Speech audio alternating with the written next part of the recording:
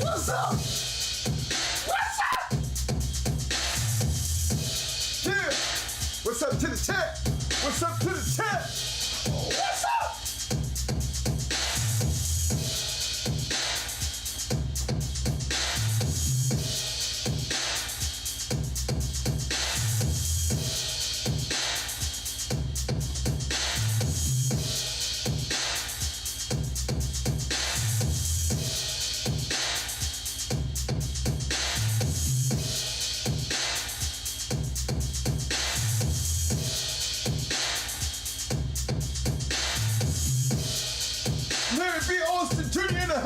What's up, fam?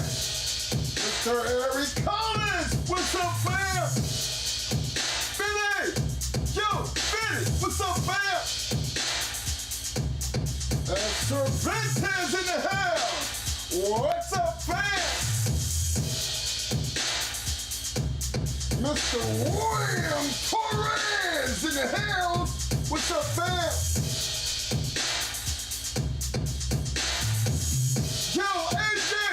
What's up, man?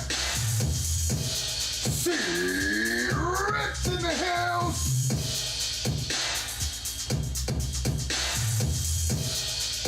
OG Bulldog in the house. What's up, ODJ Bulldog? Rex Schools in the house. What's up, fam?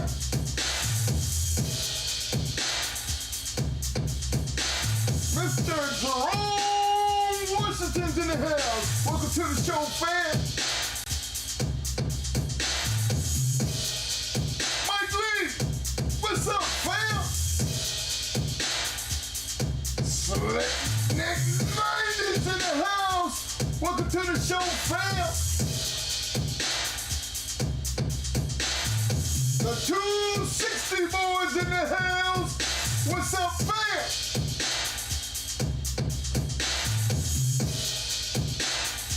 Double M Desmo in the house. What's up, fam?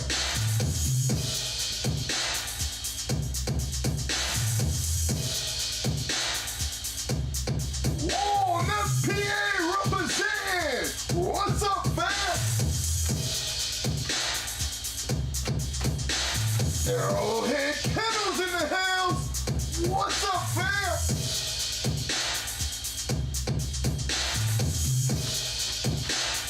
Hands of the Lion Heads in the house. What's up, fam?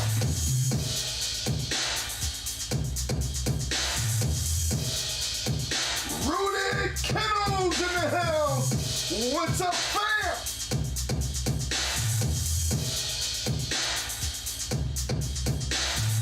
Mr. Jermaine Brown representing the 727. What's up, fam?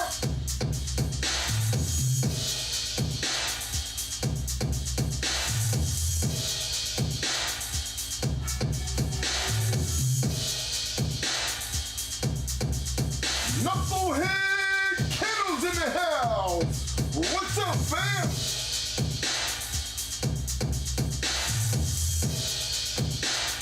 PGH 412's in the house. What's up, fam? My brother Pit Stones in the house. What's up, fam?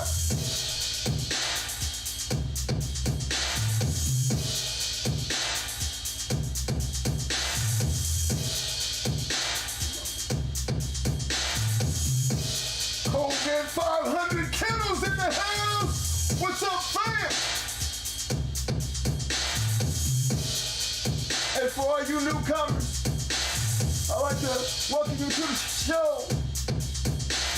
And I noticed you see all this blue in here. Our goal is to turn this whole room blue. In order to get that blue, all we ask you to do, show up to the show, participate in the chat, and just what, fam? You'll be picking up your hardware, fam! Moderators! I need to get them likes up, fam!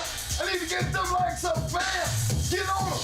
Most of y'all in here blue, I don't understand it. Do your damn job! Get them likes up, fam!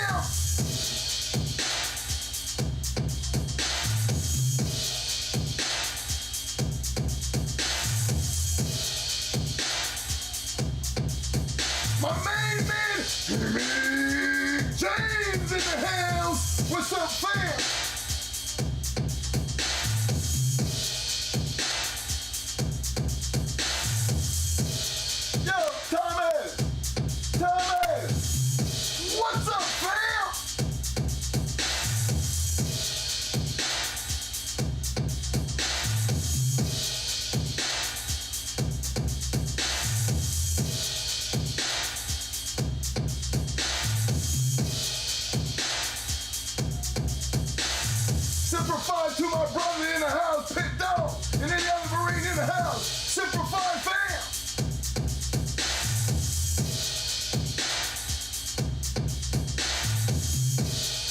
My homeboy representing the AK. Brother City's in the house. What's up, fam?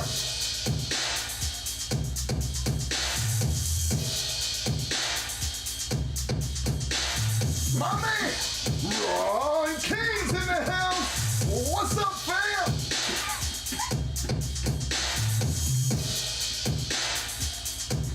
To my brother, Red Bobby's in the house. What's up, fam?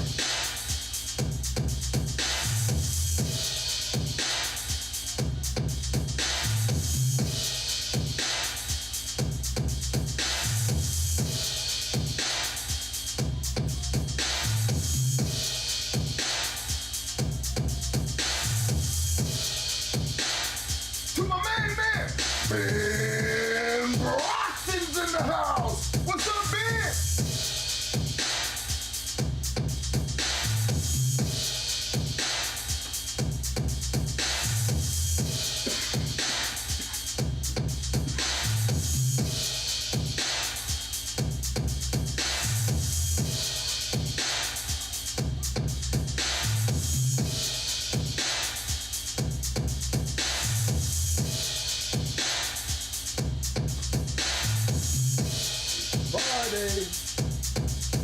It's Hot Mike Friday. Hot Mike Friday. It gets hot up in this.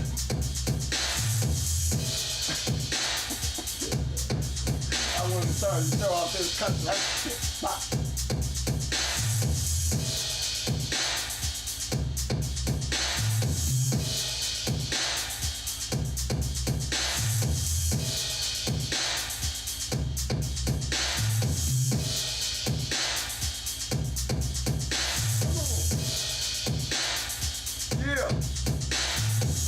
That's what I'm talking about, chat. That's what I'm talking about. Get your lights up, fam. Shark Tank. Jump to the Shark Tank. The tanks are swarming. We're looking for chow. Who's supplying the chow?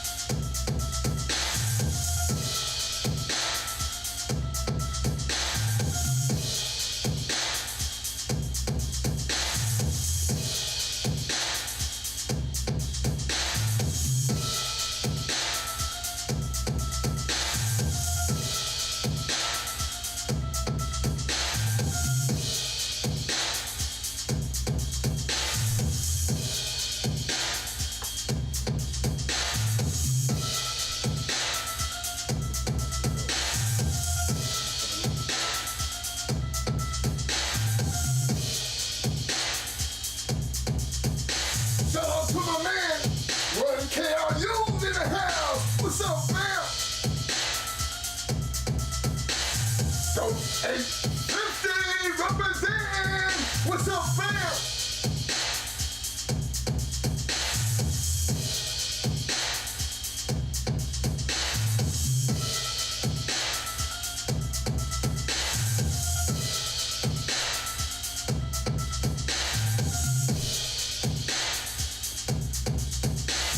My man Pedigree has been in the house. What's up, fam?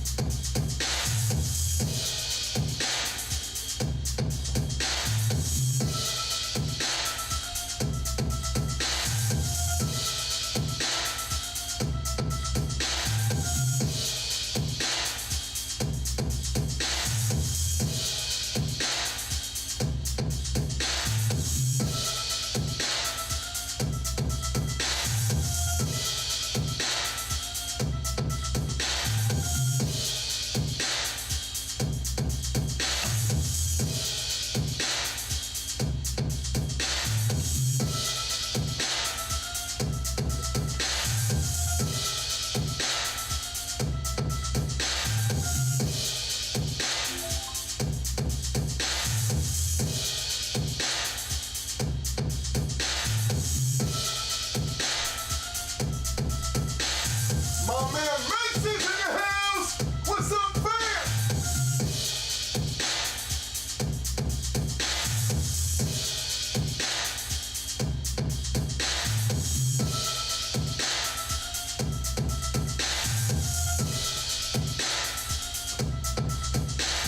Shout out to my boy, Dickie Foster's in the house. What's up, Dickie?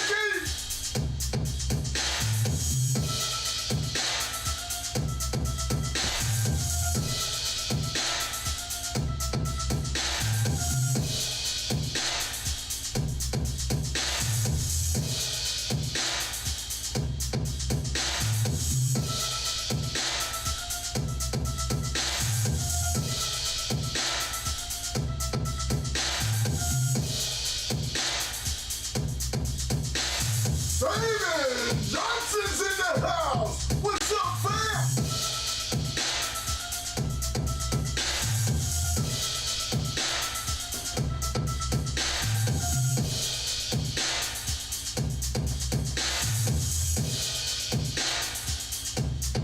Want to give a shout out to the chat and all the people who contributed to the family for the passing of my sister. From my family to this family, I say thank you all. Much love and appreciation from all of us.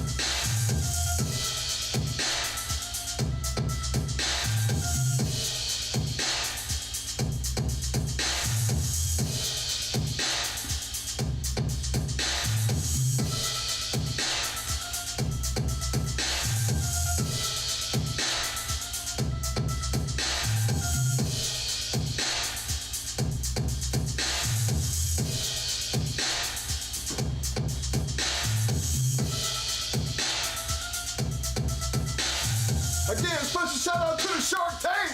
Special shout out to the Shark Tank. Not only do they show up, they show out.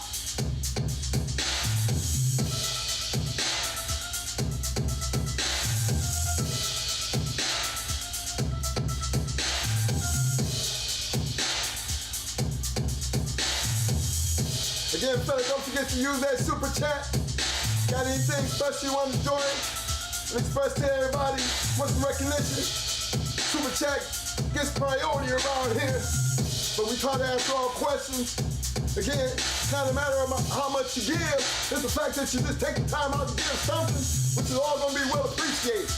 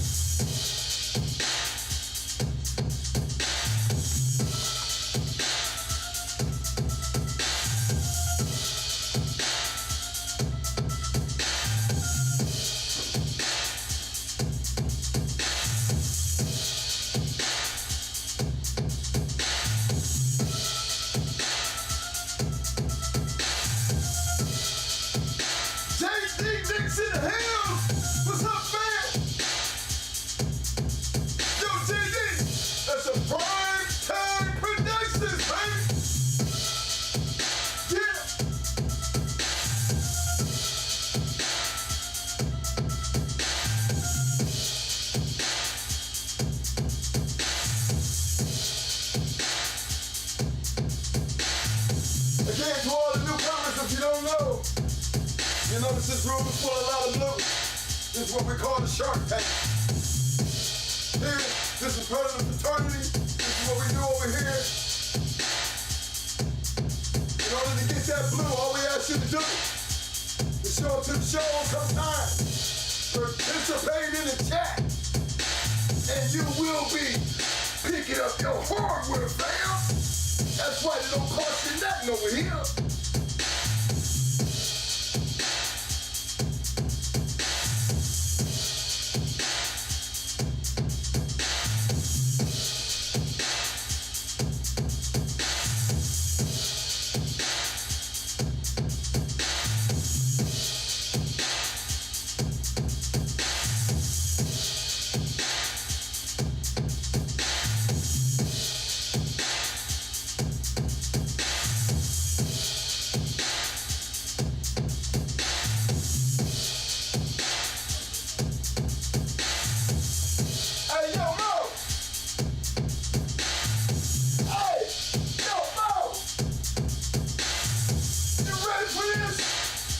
You know it. You know it. Come on.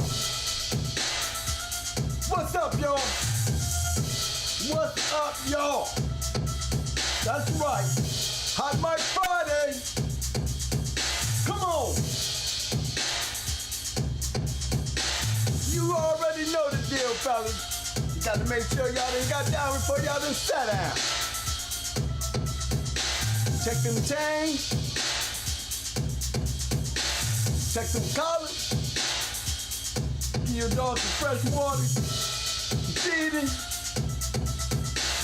Huh? You pick up that shit. Check them cameras. You take away all that. It's time to sit down. What's up, y'all? That's right, y'all. Thank you for coming out, y'all.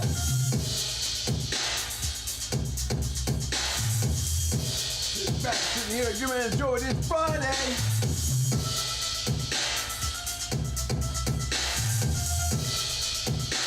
Yeah, that's right, y'all.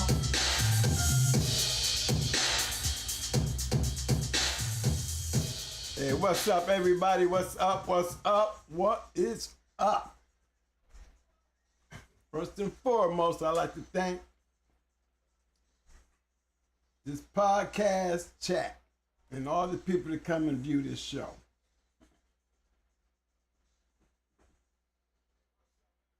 First, let me take care of this super chat. Somebody has something to say. Let's hear what he's saying. Dickie Foster's in the house. Thank you for that super chat, Dickie Foster. Love and respect. Appreciate y'all twins in the chat. Much love, much love going right back at you, bro. Much love going right back at you. That goes back to all y'all. My family is very highly appreciative. They have been on our show and watched and checked out the chats and all the love y'all sent out. You know, that's enough to bring tears to the family's eyes when they see all that kind of love, man. You know? And they always look at me and my brother and say thank you. They always look at us and say thank you. And all we can do is come back to you guys and say the same thing to y'all. Thank you. Thank you. Much love. Uh-oh, we got Pit Dog in the house. Ching ching! Pit Dog's in the house. Super 5, baby. It says, rest in peace, Dina. My condolences, my brothers. Saying prayers for you and your family. God bless. And God bless you too, Pit Dog. You know we'll go a long way, boy. You know what's up, man. Let that bounce, bro. Thank you. Thank you. Again, all our appreciation to everybody, and thank you so much. That's come from me and my brother, as much as it is from my family. Thank you so much. Hey, we're going to get into some stuff today.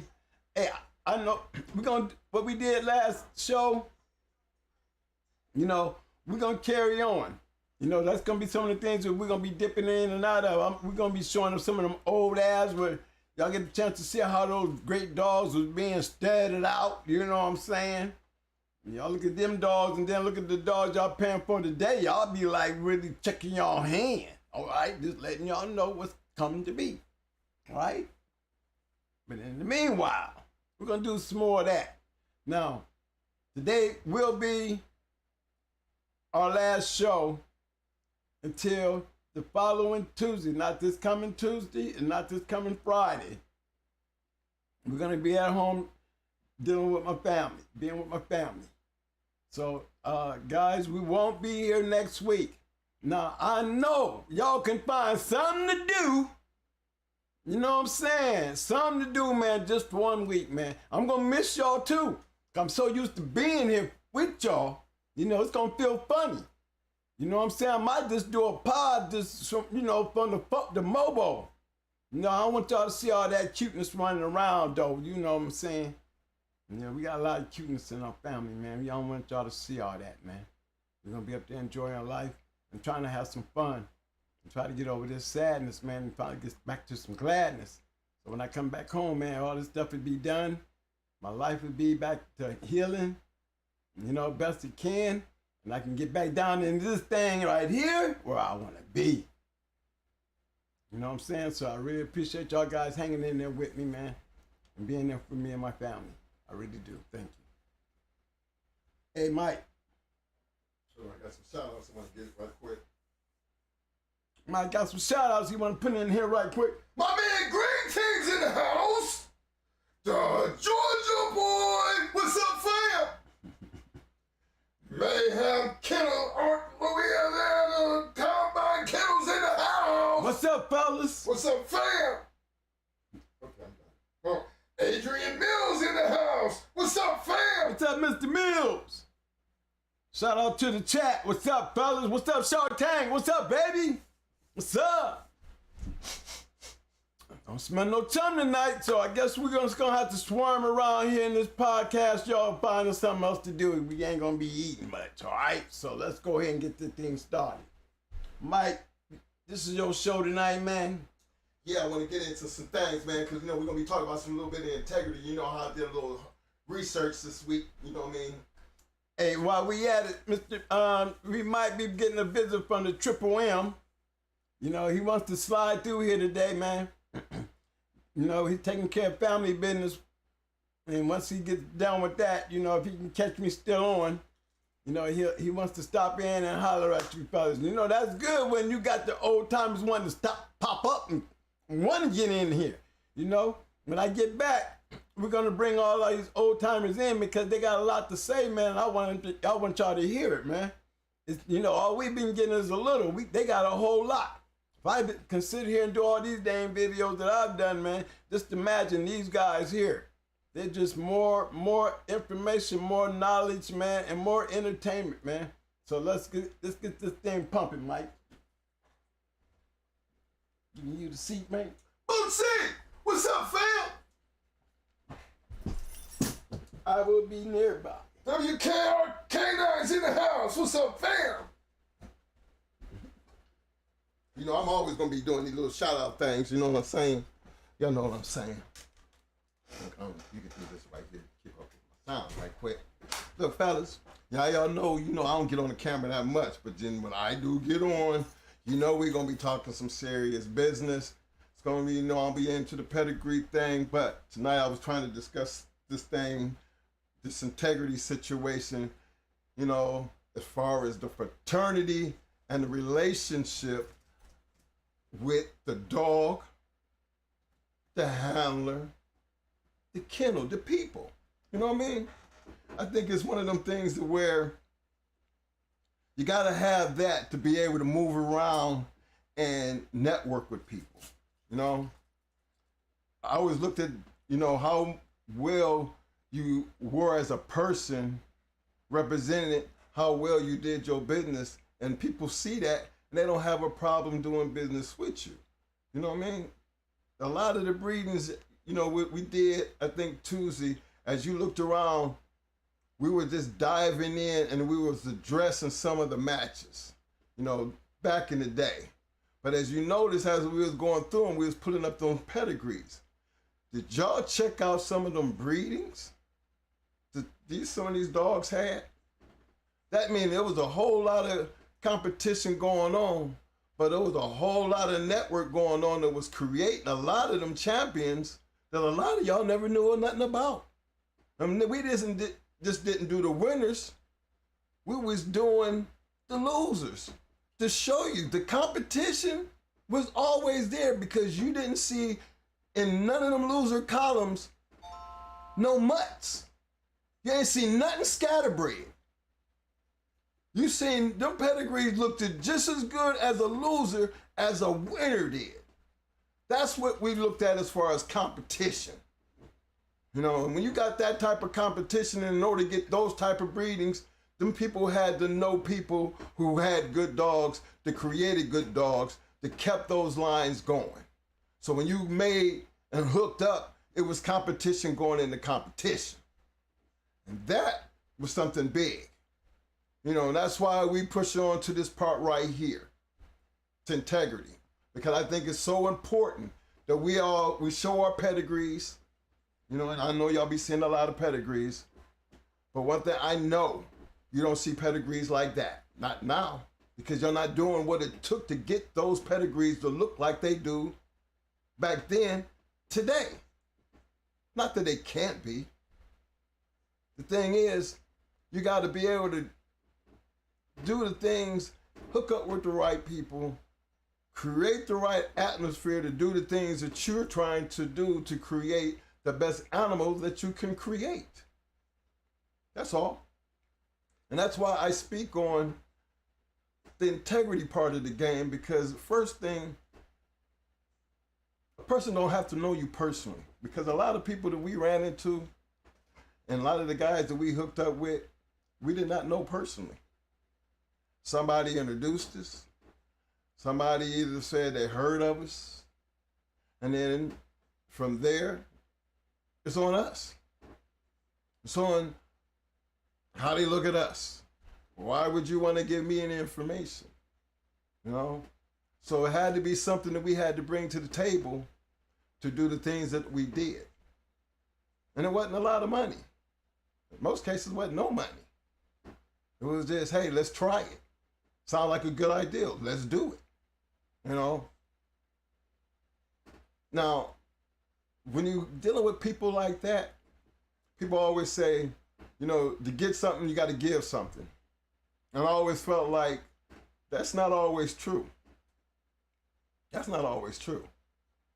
Because I looked at it from the very beginning, the first dogs that we got were given to us.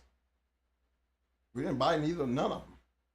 We didn't buy Bruiser, we didn't buy BA, didn't buy Blood, didn't buy Solo, didn't buy Judo. Come on. These were, we consider legend, great dog men giving us dogs. Might not have told us what to do with them, but the fact that they actually gave them to us, man, at some point, it was something about us that they liked about us and wanted to see what we was going to do with what they gave us. You know? And in return, to this day, you still hear us talk about those guys and the things that they did for us and how much we appreciated what they did. It wasn't the fact that they didn't tell us, because they didn't tell us what to do with them. It was the fact that they gave. They didn't have to. We don't know if it was their best shit or not. Hell, we didn't even know what the hell they was giving us. All we know they was bulldogs. But the fact that they gave, that's the first and foremost for me when I look back on that. Because now I know who those guys are. I knew now how important these men were in a game that we wound up loving. And 30 years later, you still hear me giving these guys shout outs on our channel. Some of them are long and gone. But the respect that we have for them people is part of who we are. Because without them, we'd have never got started doing what we did. So we're always gonna give that shout out to that. You know what I'm saying? And that's where the integrity comes in. Because who would I be if I couldn't appreciate what they done? I mean, what kind of person would I be? You know? That's what's important in this game. Everything that you guys do for us. Everything that we sit here and the reasons why we sit here and do what we do, because we're trying to give back to what we do, because it's given us so damn much. You know, a lot of our life spent doing what we love to do. You know what I'm saying? Now, what I did, I went in and pulled up a couple things, and I'm gonna see if I can get these things back on point here. But I put up a couple things, and we're gonna go over some things today. You know, before I let Mo back in, because I want y'all to see, you know, what I did today. I got a story out of the Fat Bill's, this book right here. I want y'all to know. If you guys ain't got Fat Bill's volumes of the American Game Dog Times, and this is volume 5 right here. If y'all ain't got it, y'all need to get some of this. Because first of all, there's a lot that you can learn in these books, fellas. Remember, these books are in our times. You know, this was back in our days. This is what was going on. Y'all don't have nothing like this that you can have moving forward that's going to give you any idea of why this game is still around for y'all to even think about playing in. You know what I mean? And again, we do not promote dog fighting.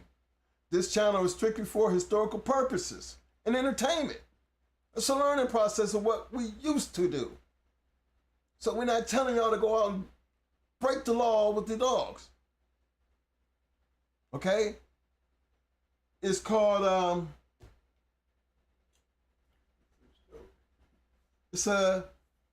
what we say, live by the disclaimer.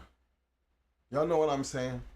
If you live by the disclaimer, you know, and be true to that disclaimer, you'll be okay. If you don't live by the disclaimer, you're gonna have problems.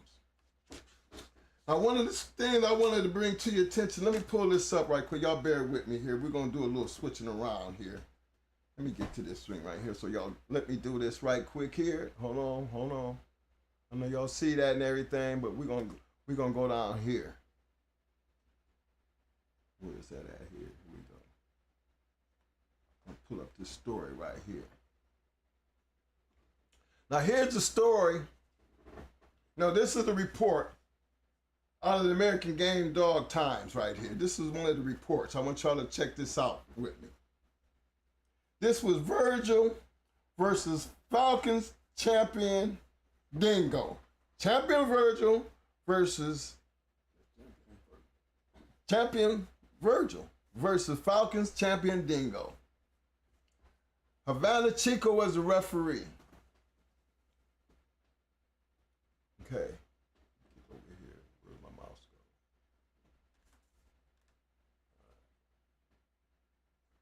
go? As I read this, y'all just follow along.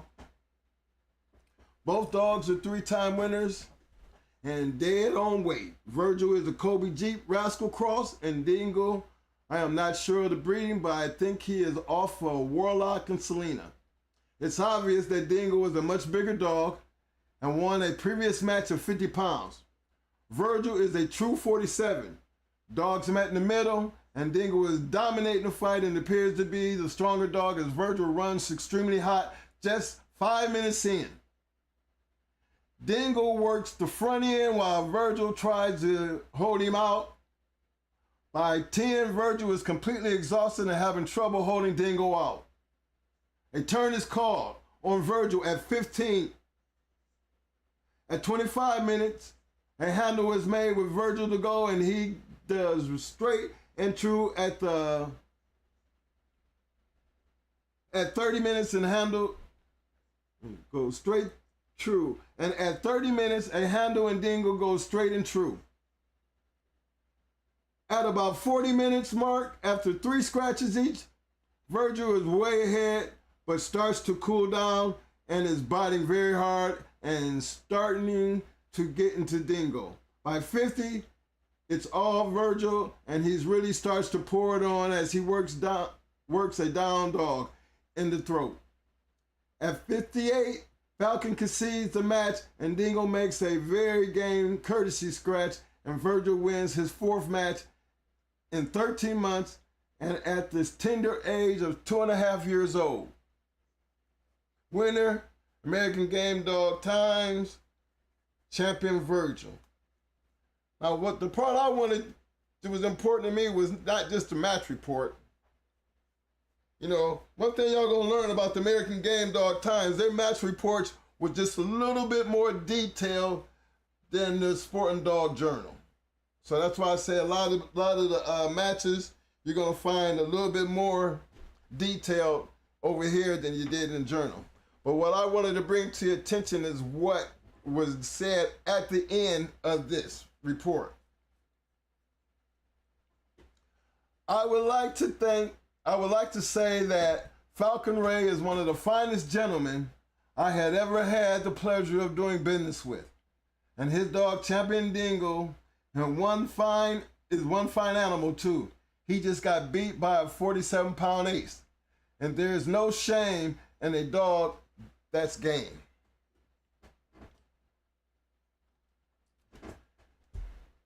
That's what I'm talking about, how the game used to be.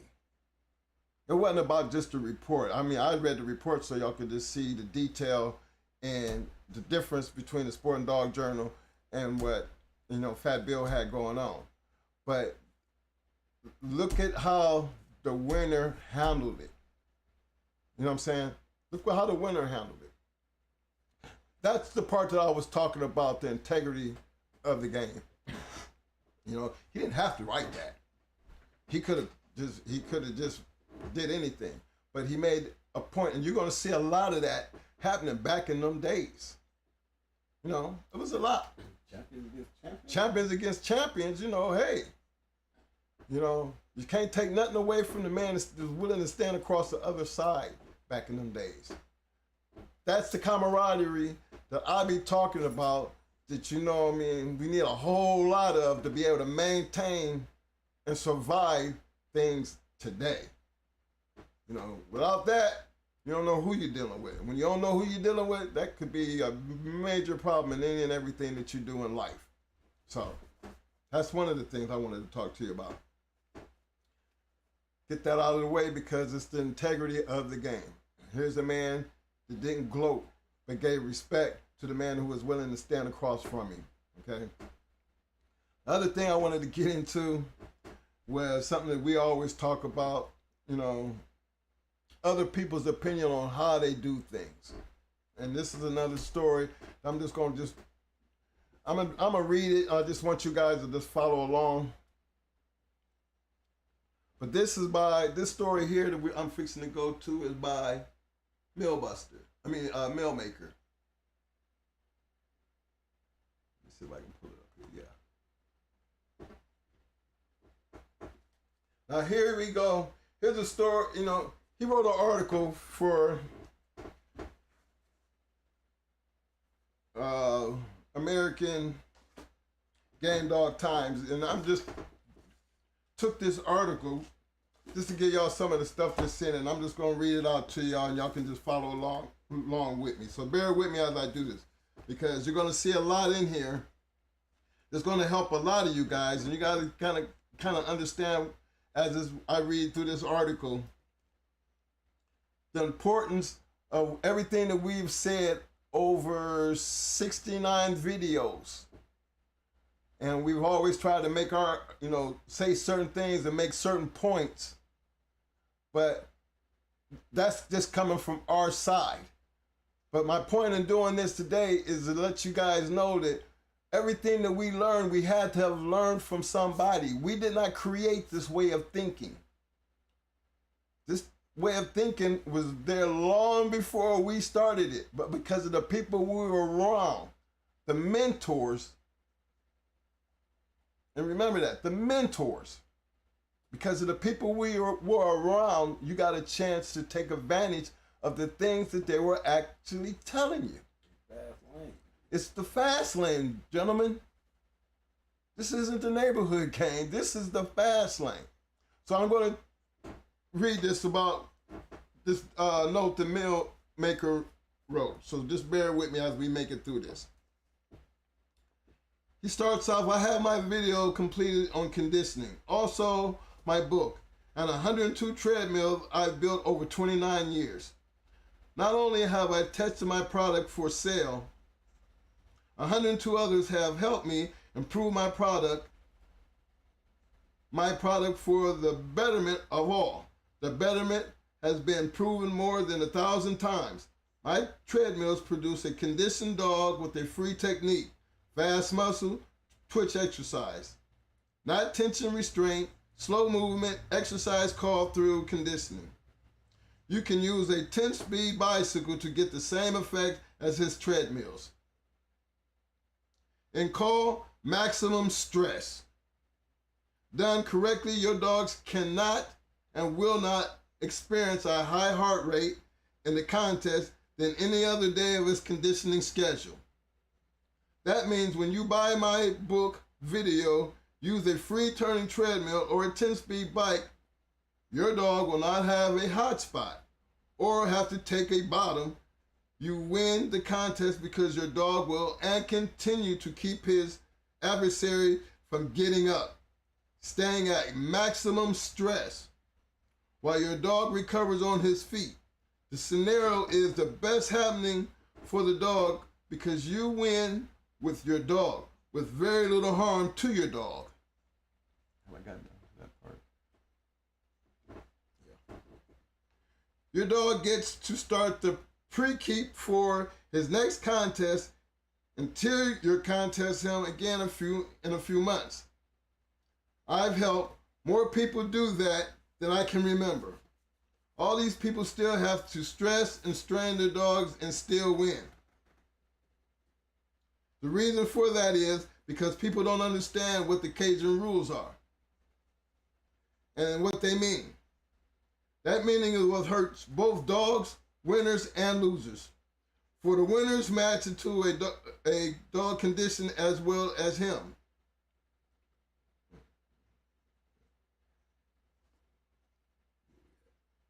The meaning is what hurts both dogs, winner. For the winner, matched into a dog condition as well as him. Either dog cannot foul his adversary, but either handler can foul either dog and the other handlers or all three.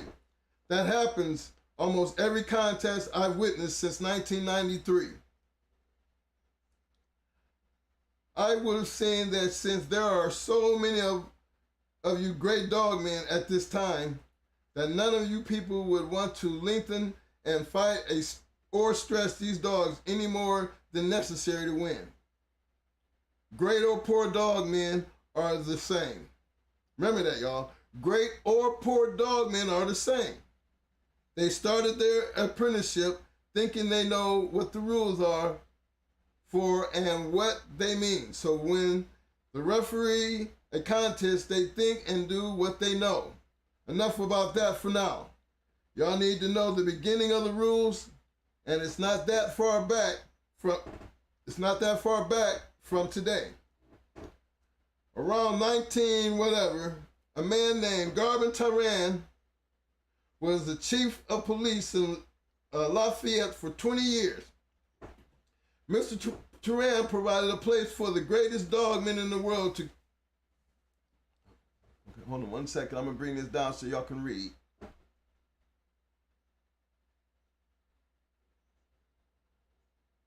Here we go.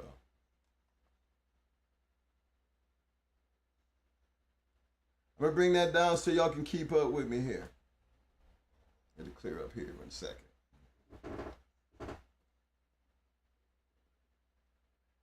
I'll start here. Mr. Tyran provided a place for the greatest dogmen in the world to contest their dogs twice a year. Anyone from out of town had a place to stay, and Gaboon's Motel and most were at the outing. Everyone knew if they didn't, that Mr. Tyran would shoot them. Nowadays, there are so many people not being a gentleman in a sport that there aren't enough people knowing what is right. That there is no restraint that can be applied to change things. I have a poster and a letter to tell all the contestants where the money went, who got what amount. The poster has names and weights of 14 contest conventions. I'm going to list them all, the names on the poster, because some of them and others asked Gaboon Tyran to write a set of rules that would make it fair for both dogs and handlers to produce a winner in any contest. Just as they have been for God only knows how long. The first thing Mr. Tyran said, I need some help from Richard Fortuno, forgive me if I'm blowing that, and Jimmy Wimmerly. There wasn't anyone in the world that knew more about contesting two dogs or men than Roland and Jimmy. I went to list the names of the men at this one event, October 27, 1958. I was 16 years old. Howard Till versus Olton Thudor. Floyd Boudreaux versus Wade Vincent. J.W. Shriek versus Frank Fitzwaters. John Logan versus Clyde Mason. WM Prime versus George Sadler. Pete Lerner versus Cardi Hayes. Bert Klaus versus T.E. Foster. Loveless Dominguez versus Leonard Bennett. Austin Turan versus Baghdad Giddy. Rex Brown versus David Rivers. Freddie LaGrove versus E.P. Palmer. J.D. McLaughlin versus Sergeant Peter Harrell. A lot of these names were better competitors than the few names y'all know. Okay. Let me go to this next page right here.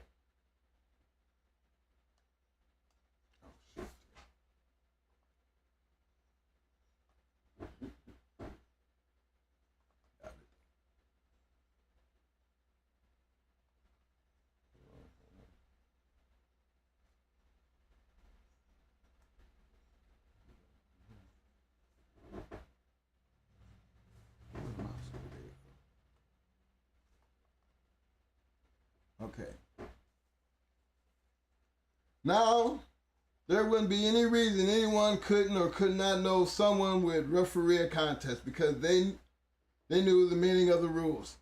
Everyone thinking, competing toward a common goal. By now you think that's what you do in the year 1998. But first, I need to tell you where they are going, where they hope to be as competitors. The majority are competitors contesting their dogs, looking for a dog that might be good enough to win 3 contests. No big rush to achieve that accomplishment. It could happen at any time. To win 3 was to be good average dog men. That wasn't inexperience, and apprenticeship is over. To win 3 contests with 1 dog today doesn't mean the same thing. Only very few nowadays go on to win 4 or more. Today, the good average competitor wins 3 and retires their dog. Start selling puppies to anyone and may advertise in one magazine or all the magazines. The 1 days of old didn't have to advertise. To be above average would be to win 4 or 5. That would be above normal, all from being a competitor. In 1998, winning 3 is to be famous. Instant Puppy Factory, worldwide magazine fame, money by the few average. Come down.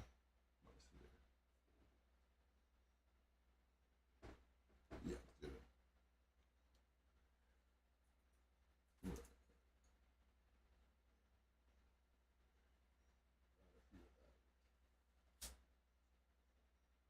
In 1990,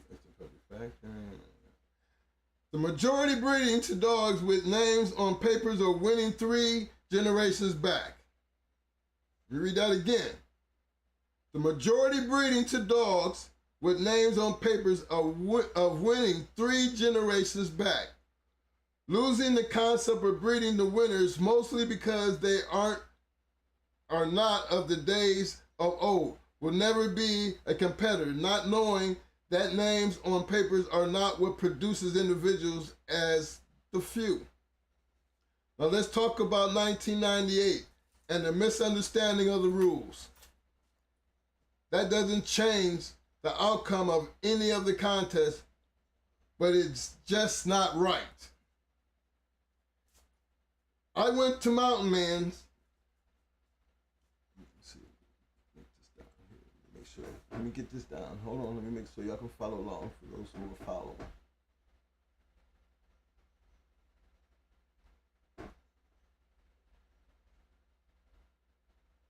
Down too far.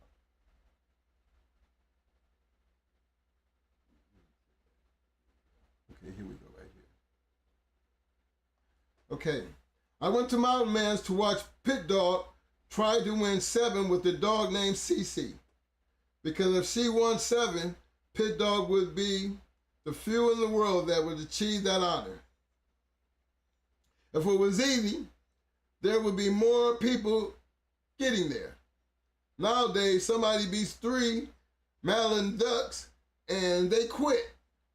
If a Maryland Duck for 3, why not 5 or 7 ducks?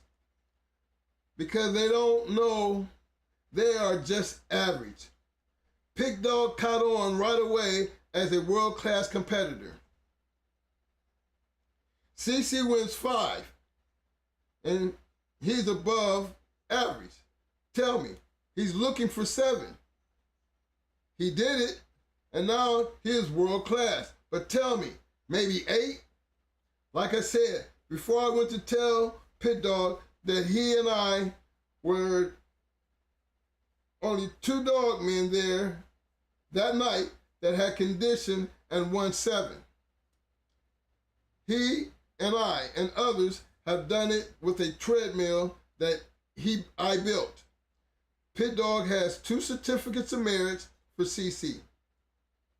5 times is done with the treadmill that he built. 5 times is above average, 7 times is world class. It's not that it's so hard to do, it's because his tail never got fluffy trying to be a competitor. Pit Dog will get both certificates of merit when I read this in this magazine. I'm sure this will be many more to come. Pit Dog is my friend. He did all the work.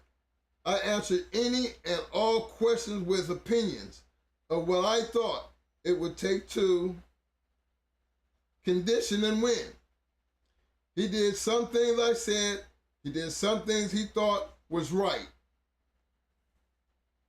Nevertheless, he raised the heart rate so high every day in conditioning that not only CC, but all his champions and 4-time winners and 1-time and 2-time winners never experienced a greater heart rate in the contest than they did every day of conditioning. As a result, none of them had to take a bottom and get up to win. If they quit, they quit on their feet, or he picked them up to fight another day, because he is nothing else a gentleman and a sport when conditioning his dog.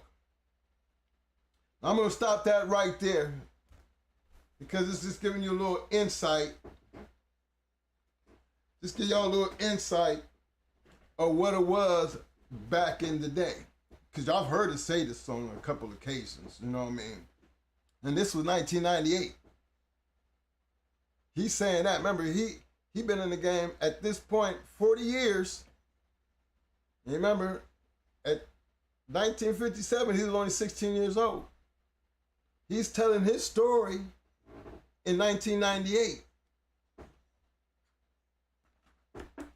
Volume 5. 1997 to 1999. This is Volume 5 of Fat Bill's American Game Dog Times. Very interesting stories in there. The reason I bring that up, because for the Shark Tank, the ones who've been around since day one, y'all know when I sit down in this chair, y'all don't really see me talk about papers and all that other crazy shit. You know what I mean? Because y'all, everybody who don't know, I am considered Going Hard Kennels the second. I am the second. You know what I mean? I am the backbone that keeps everything on the outside, kicking, you know what I mean? He do the work, he handle the dog, I handle everything else. We in 2022 telling you the same things all these years later that somebody else was writing over 20, almost 30 years ago, who had been in the game just as long as us, 40 years at the point that he wrote this story. When y'all take your time to come in this room and you sit down and congregate And we talk about the history of the game because that's what this is. We're only going to tell you what we know and our history. When you live it, you can talk about it. You don't have to agree with it. You can have all your opinions. But did you notice what he said about the mill work? How many times have you heard us, how we did things over here? The stress, the conditioning, how we pushed our animals. As you notice, we wasn't the first to do it and had success. You heard what he said about the breeding program. We were not the first to do it. It had already been done. So when we tell y'all things and we sit down in here, these are not just our opinions, fellas. We can only tell you what we done. Y'all can take it how you want it. But the fact that we sitting here telling you in front of a camera, giving it to the world, somebody gonna pick it up and somebody gonna listen and somebody gonna do it. And somebody gonna have the success. Not from just the dog, but the legacy of the game. And that's where integrity comes in. And that's why I look at it, because without it, there is no more game. It all gonna fall apart quicker than it started. That's all. I just wanted to give y'all a quick rundown and an insight of the simple things. Or why I hope everybody comes here and sit down and listen to this show to get something out of it, because that's what we're really trying to do. Hey, look, this article was meant to last forever, and I'm reading it in 2022, and everything that he said still applies to this day. The game didn't change. The players in the game changed. Okay? In order for it to keep moving forward, you gotta you gotta go back to where it started and be able to maintain that, because that's how it survived all these years. And if you don't have no integrity and make that first and foremost, because this is all integrity, the integrity starts with the person, yourself.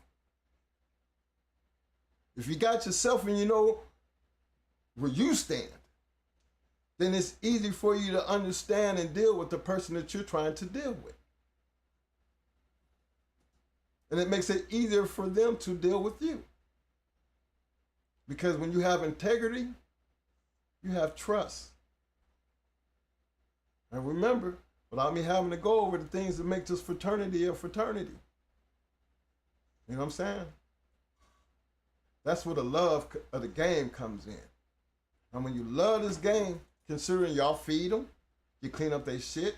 We done been through all of that. But today I wanted you to know, you know what? Don't feel bad, because it's been like that for many, many years. All the way back, and we have survived. You know? So that part of the game is why I put so much trust and turned this room right here blue. Because that's the integrity of the game, because we all the same. Because we all after the same thing. We all love the dog. We love what we do. Damn what the outside world say. We don't hear them, because in here, we ain't doing nothing illegal. We ain't promoting nothing illegal. But one thing we are doing, we loving our dogs and what we do with our dogs. That is what we need today. For the love of the game, for the love of the fraternity, for the love of that blue just running down that list. You know what I'm saying? Emil. Okay. You got me.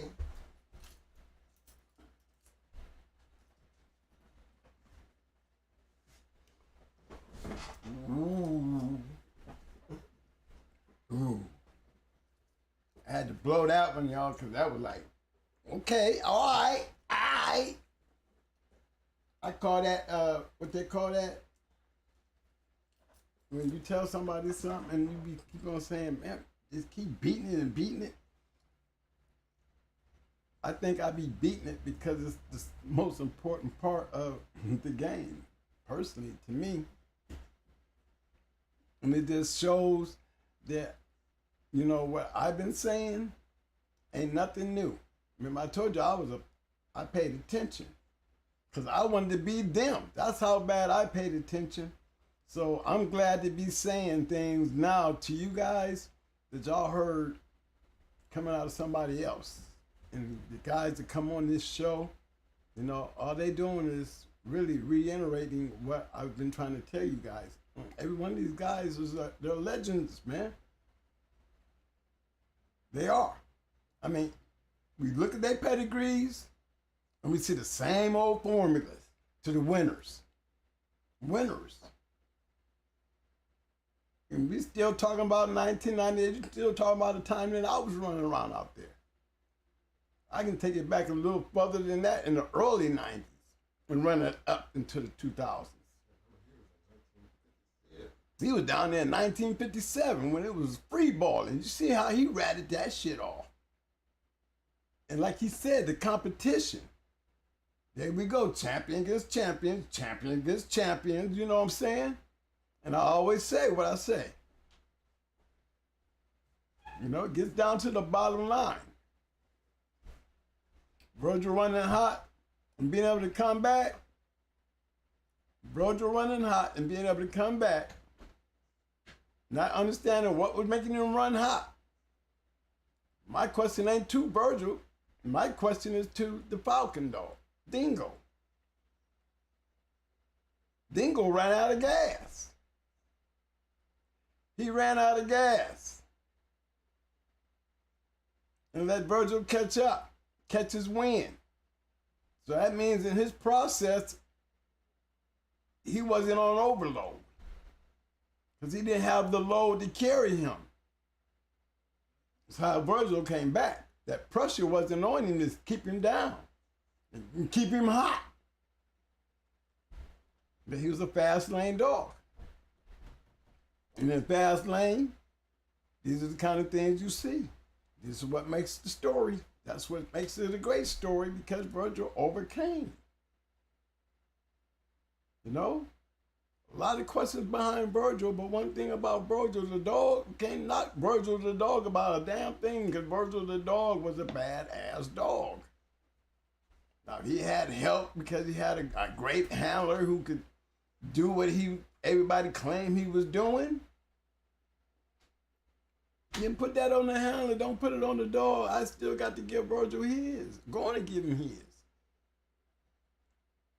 You know, and he turned around and produced some good dogs. So, hey, I'm talking about the dog, not the handler or the kennel, the dog.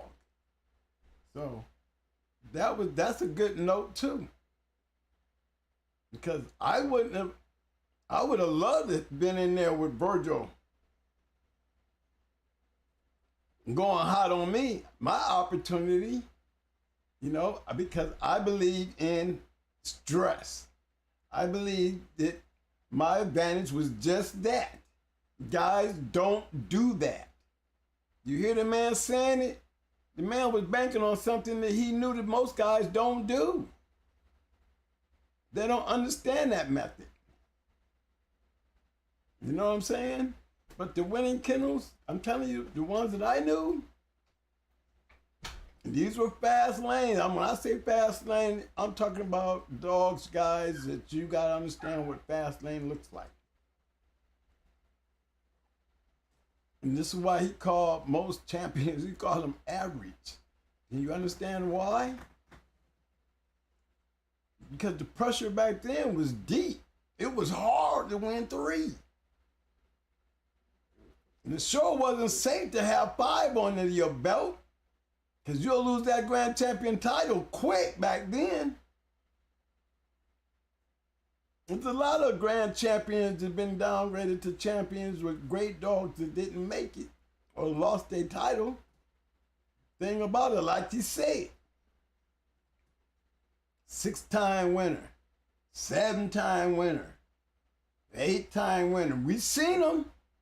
Queen of Hearts, a prime example. Barracuda, prime example. Tornado, prime example. There's a whole lot of dogs out there that has topped them numbers. Maybe not recorded wise, but you have stories of those type of dogs. But the ones that I can talk about that I can honestly say that I remember that were recorded, and those are the ones that I talk about. If we look at the kennels and the way them dogs are bred, and we start looking at the dogs as the years go by, the man made a comment, and he made a comment clear. And he said it, and I hope everybody picked up because I did, because I say it all the time. That 4th generation has to look like that. And then when you look at it again in your own breeding program, and you can't look like that 4th generation and understand what that 4th generation, all that color means, you're losing something every time you don't get it.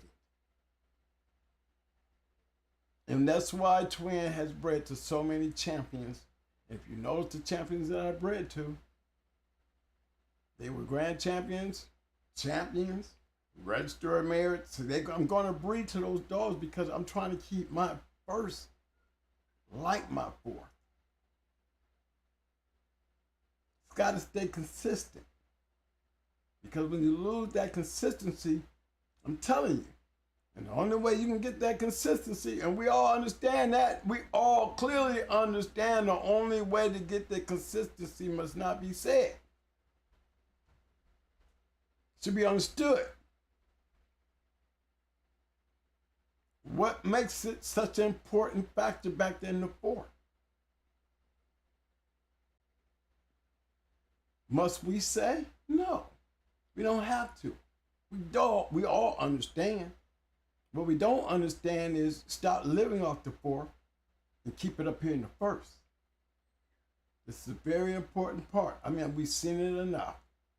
We've seen it enough. We've seen the results. We've shown the proof. Still talking about great animals with great pedigrees, and we still don't run into a bunch of scatterbred, lucky neighborhood dogs being great. Not as much as we run into these great bred dogs with these great names and great peds and great dogs coming off of them. Whole new lines of dogs being produced every year. New things working every year. But we must maintain the lines. And I'm not talking about the blood. I'm talking about the consistency of the line. Consistency of the line. Do my 1st look like my 4th? That means I have to cover everything between the 2nd and the 3rd to keep up with my 4th to get it in my 1st. And just what am I looking for? I'm not gonna go out there and grab a dog off my yard pretty as they bred just to go breed up the papers. That's for damn sure. I could have did that a lot of times. But no. You know, that wasn't the game plan if I'm trying to be like the big boys, because that's not what they were doing. No, I'm just changing something, come up with Twins' way of doing shit. I'm trying to make it work. I didn't have that kind of time and fun. No, I want to win. And so I'm going to copy what they doing to win. I'm going to understand what they doing to win. I get to watch what they doing to win. Knew what it took by watching what it took to win. Them kind of dogs that you put that kind of shape on. Them kind of dogs that you do know that regardless of what's sitting over there, I got a chance. You know, some dogs are just bad. And the only way you're going to find out is go stand in front of one. That's the key. Talking about it, bragging about it, and all that about it ain't gonna do it. Integrity of the game says, hey, that's not what the game was built on. The game was built on watching these two men look across at each other with an opportunity to win or lose. And understanding that it's going to be a good night, win or lose. That's why it happens. History is made that way. That's why we got the great shows that we get back then that we can talk about now. You know what I'm saying? And give them credit, man.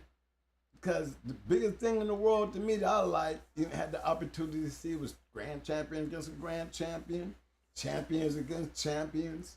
You know what I'm saying? It's even sweeter to see, you know, when these guys would come out with these great dogs, like Wacko came out knocking off champions. You know, a lot of these great dogs was coming out, you know, knocking off these used to be great dogs until they got knocked off. You know, you lose them in the sauce once they get knocked off. Me, I give them all the credit in the world, and I don't let them get knocked off, even if they got knocked off in short order. You know, you don't take the quality away from the dog. You just base that quality on the dog that beat them. That's all. You know what I'm saying? Because it don't really matter about the other 6 prior to the loss. You know, the fact is that the dog stood there and not knowing whether he was going to win or lose every time. And that's the great thing about the fast lane, because you never know. When you got these high caliber bulldogs running down through there, you know, a newcomer can come through there and shock a house with the right dog, because it ain't him. He got a good mentor standing behind him, and he got a good dog. You better look out. You better look out, because that's how they grew. Strictly Business grew. You know what I'm saying? Hardcore. I wish I'd have seen him in his younger years and his learning. You know, a lot of great ones, you know. I know before Southern Kennels, he used to be with the Victor used to be with the Latin boys. I remember that. And you know,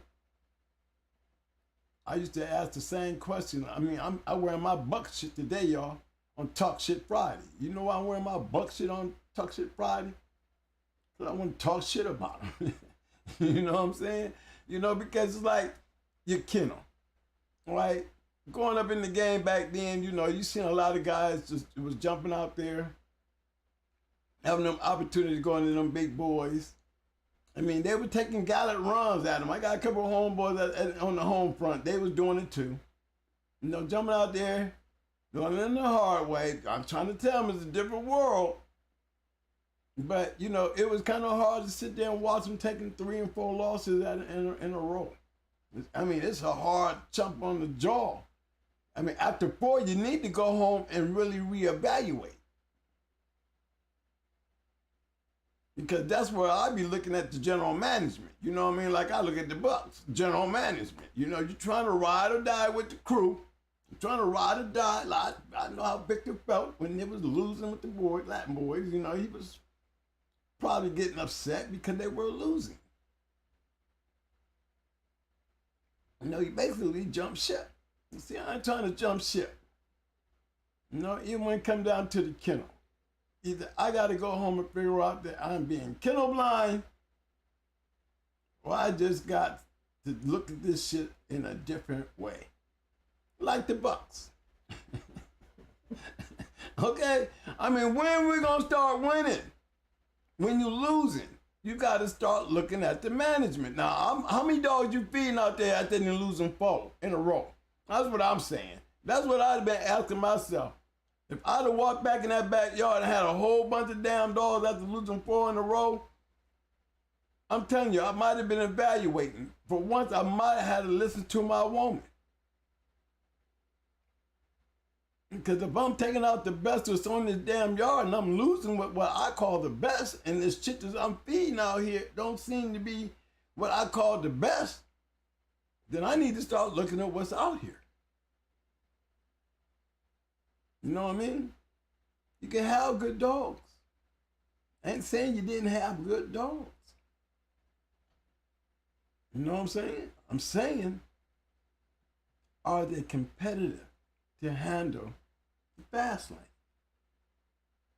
That's the key. You never know when you're going to run into a fast lane dog. You never know when you start running into them fast lane dogs that's sitting on steroids with maximum performance up in their ass. A lot of those great dogs had maximum performance. I'm talking about, yes, roids. Maximum peak performance on roids is like dealing with a cyborg, especially all you're doing is conditioning the dog. It ain't got nothing to do with that dog's mind frame and what he do. All you're doing is enhancing on what he do and giving him the tools to do it with. If you got that combination, you got a problem. You start running into dogs like that, you'll find out. It's real easy to lose 4 in a row if you cannot figure that part out of what competitors look like. Competitive, great dogs lose. And you know, it's like any given Sunday in a football field, you know what I'm saying? Sunday after Sunday, I'm losing. You know what I'm saying? I'm losing. You know what I mean? Imagine that. I'm losing. Now I go in my yard, go to feed, and I'm feeling like I'm the Bucks too on my damn yard. I'm losing. Then I would have to start changing up some shit real fast. It don't take 5 losses to figure out you might not be dealing with the right shit. Getting there, you're looking good, but your shit ain't winning. See the difference? You're getting there, and you're looking good, but why can't you win? Because you don't have that level. Not the grade of the dog, it's the level of the dog. And you have to understand the difference between the levels when we're talking about fast lane dogs. There are fast lane dogs out there. It don't mean that every great kennel comes through there with a fast lane dog. It's that they became pretty famous by running through there with probably a few of them damn dogs. And every once in a while you'll catch them slipping. But 85% of the great kennels that I knew, 85% were winners. And that means they were 85% that I knew that won 85% of the time. In higher. You know, I'm lucky enough to say that I've seen many more wins than I've seen losses. Got to have an understanding why they were winning. That's why I was winning. And that's how I played it, and that's how I enjoyed it. You know, never looking to be nothing on their level. But just enjoyed the fact that I had a chance to be like them. It was cool for me to be able to have that. Never had a grand champion still, y'all. So I definitely understand what Mr. Lynn was saying. But I was playing out there, man, that if the sports guys could have gave me the opportunity, my opportunity would have came with the brat. It wasn't meant for my sports guys to bless me like that. It's like the sports guy didn't bless me with Brat's mama. Them was shooing grand champions to me. But the sports guy didn't let me get it. You know? But Rogers, I mean, we had a couple of them. You know? Yeah, Pretty Mama, Yellow Bird, Air Ride, all them dogs them were 4-time winners. But to have a grand champion, it's always been a good thing. You know, I bless every guy to get out there and get one because it's not as easy as you think. I mean, 3 was a lot of work. But them a dog man who can sit there and have a couple of them kind of dogs on their yards, them is real dog man there. Them is real dog man. And that's why we're going to go through these books that we got from these old timers, start bringing them back on here, you know, and get back out here and start sharing some of those experiences that they had. So we can keep the journey going so y'all can keep on hearing. Probably gonna be the same shit, but it's just coming from different people and the outcome of how they got there. You know, that's what it's all about. Something that was going on in the past that's still a fictional story that's so interesting to continue what we do. And that is love what we do. Hey, I'm gonna check in. I got the line, y'all. I'm gonna check on. You want to get the number for me? Nebraska Pat. I'm gonna bring him in. I'm gonna check on my dude. I told him I was gonna get him in today because I wanted to bring in somebody to talk to. I'm looking for Harold, Mr. Triple M, to call me, y'all. Yeah, I'm looking for him to call me because he wants to come in and say hi to everybody. Let me call Nebraska Pat. Yeah, I'm going live on the line. Let me let you know.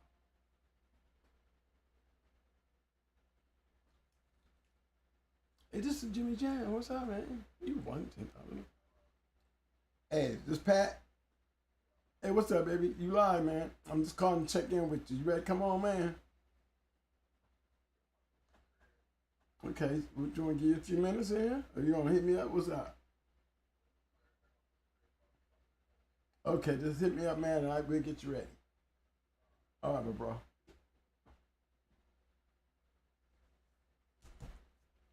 Yeah. No, he has something to say. He wants to talk to you guys. I said, well, man, you want to talk to the guys? I'm always game for the people to come talk to him. What's up, then?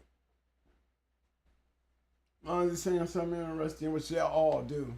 I'm always interested in what they say. You know what I mean? Because it's always something, you know, interesting.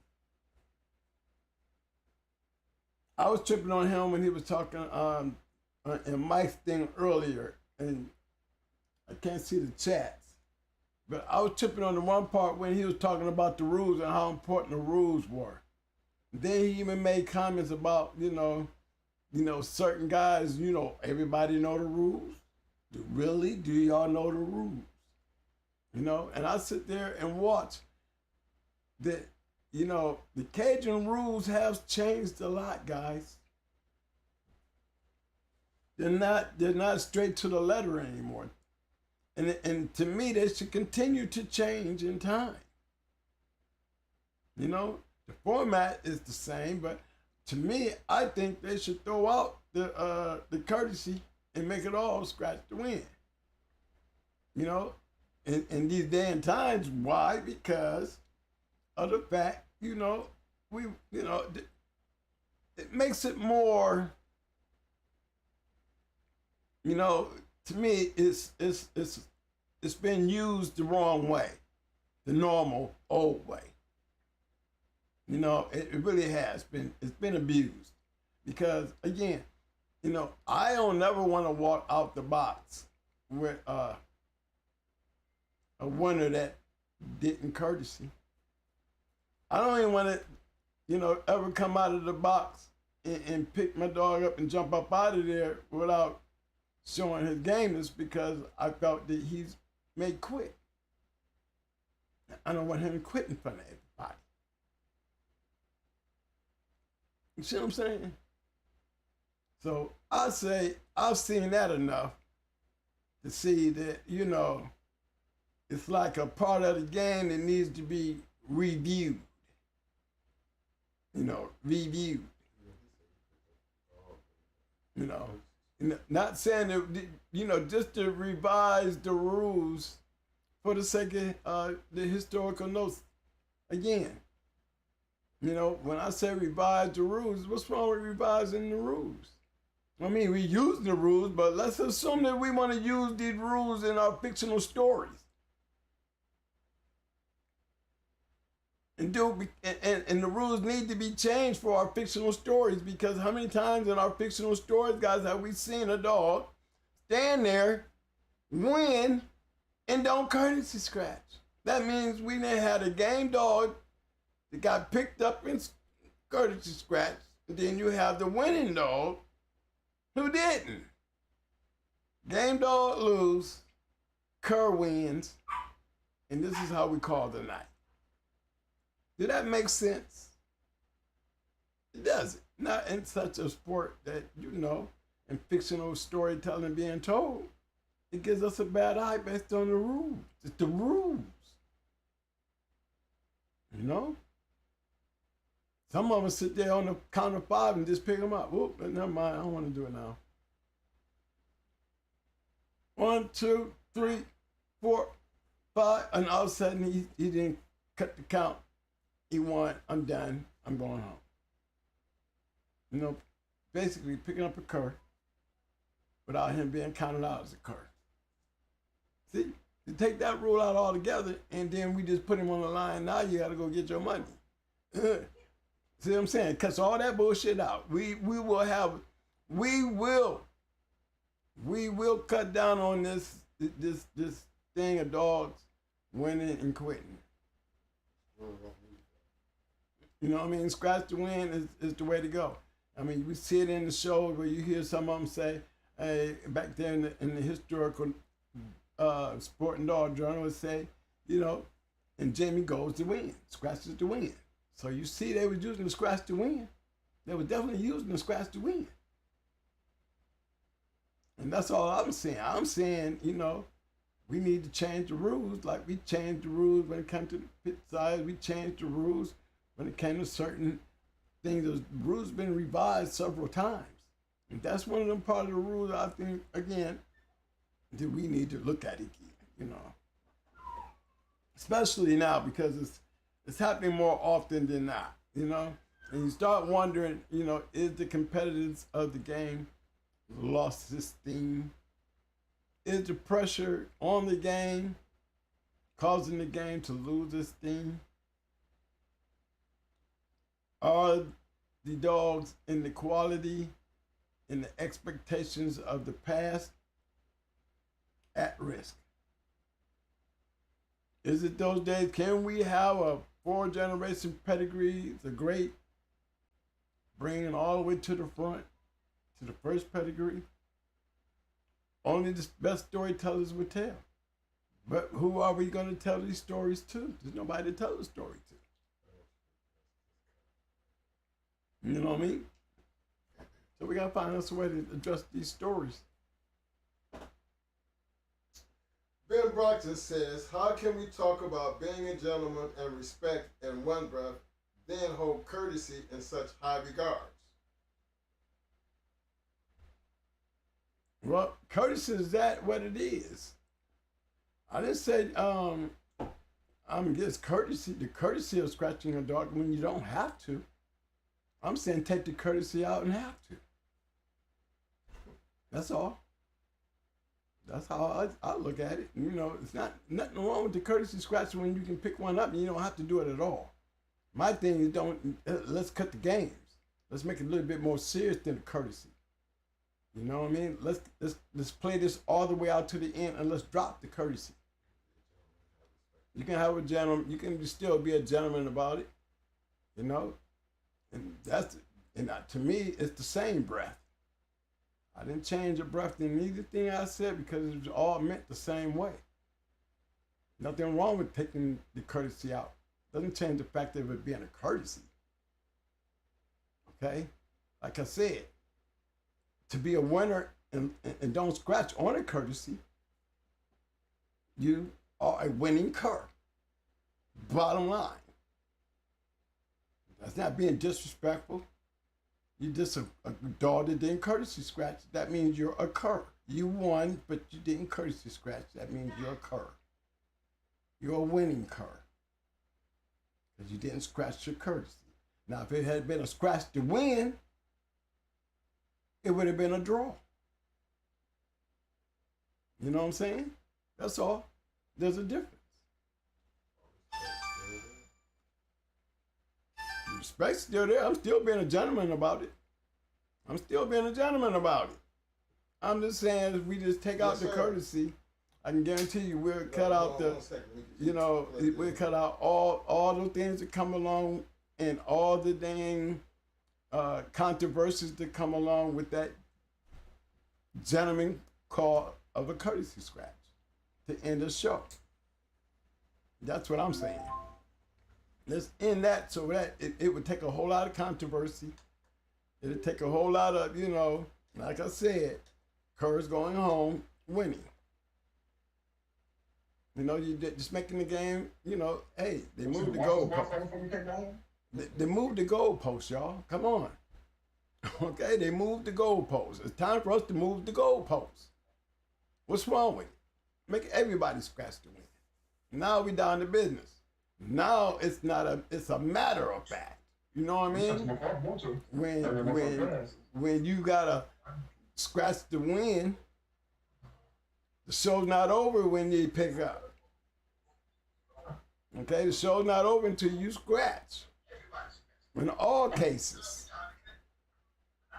The only one you ain't got to scratch to is the one that there's nothing to scratch at. But yeah, what's wrong with that? I mean, that's to change the times.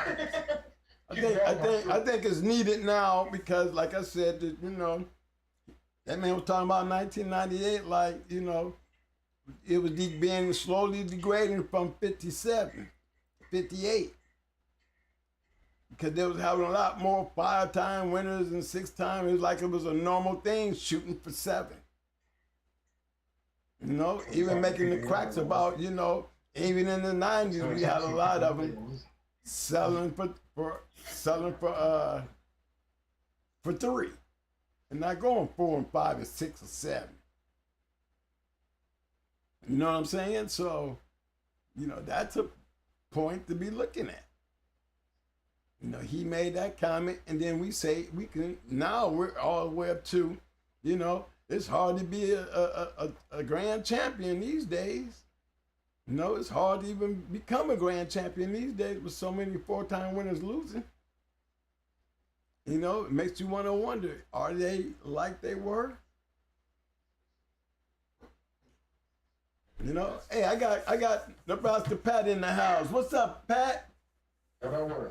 You're going to get a quick radio check here, man. Make sure all the people can hear you, man. Say a couple things, everybody shout out, let them know you're in the house.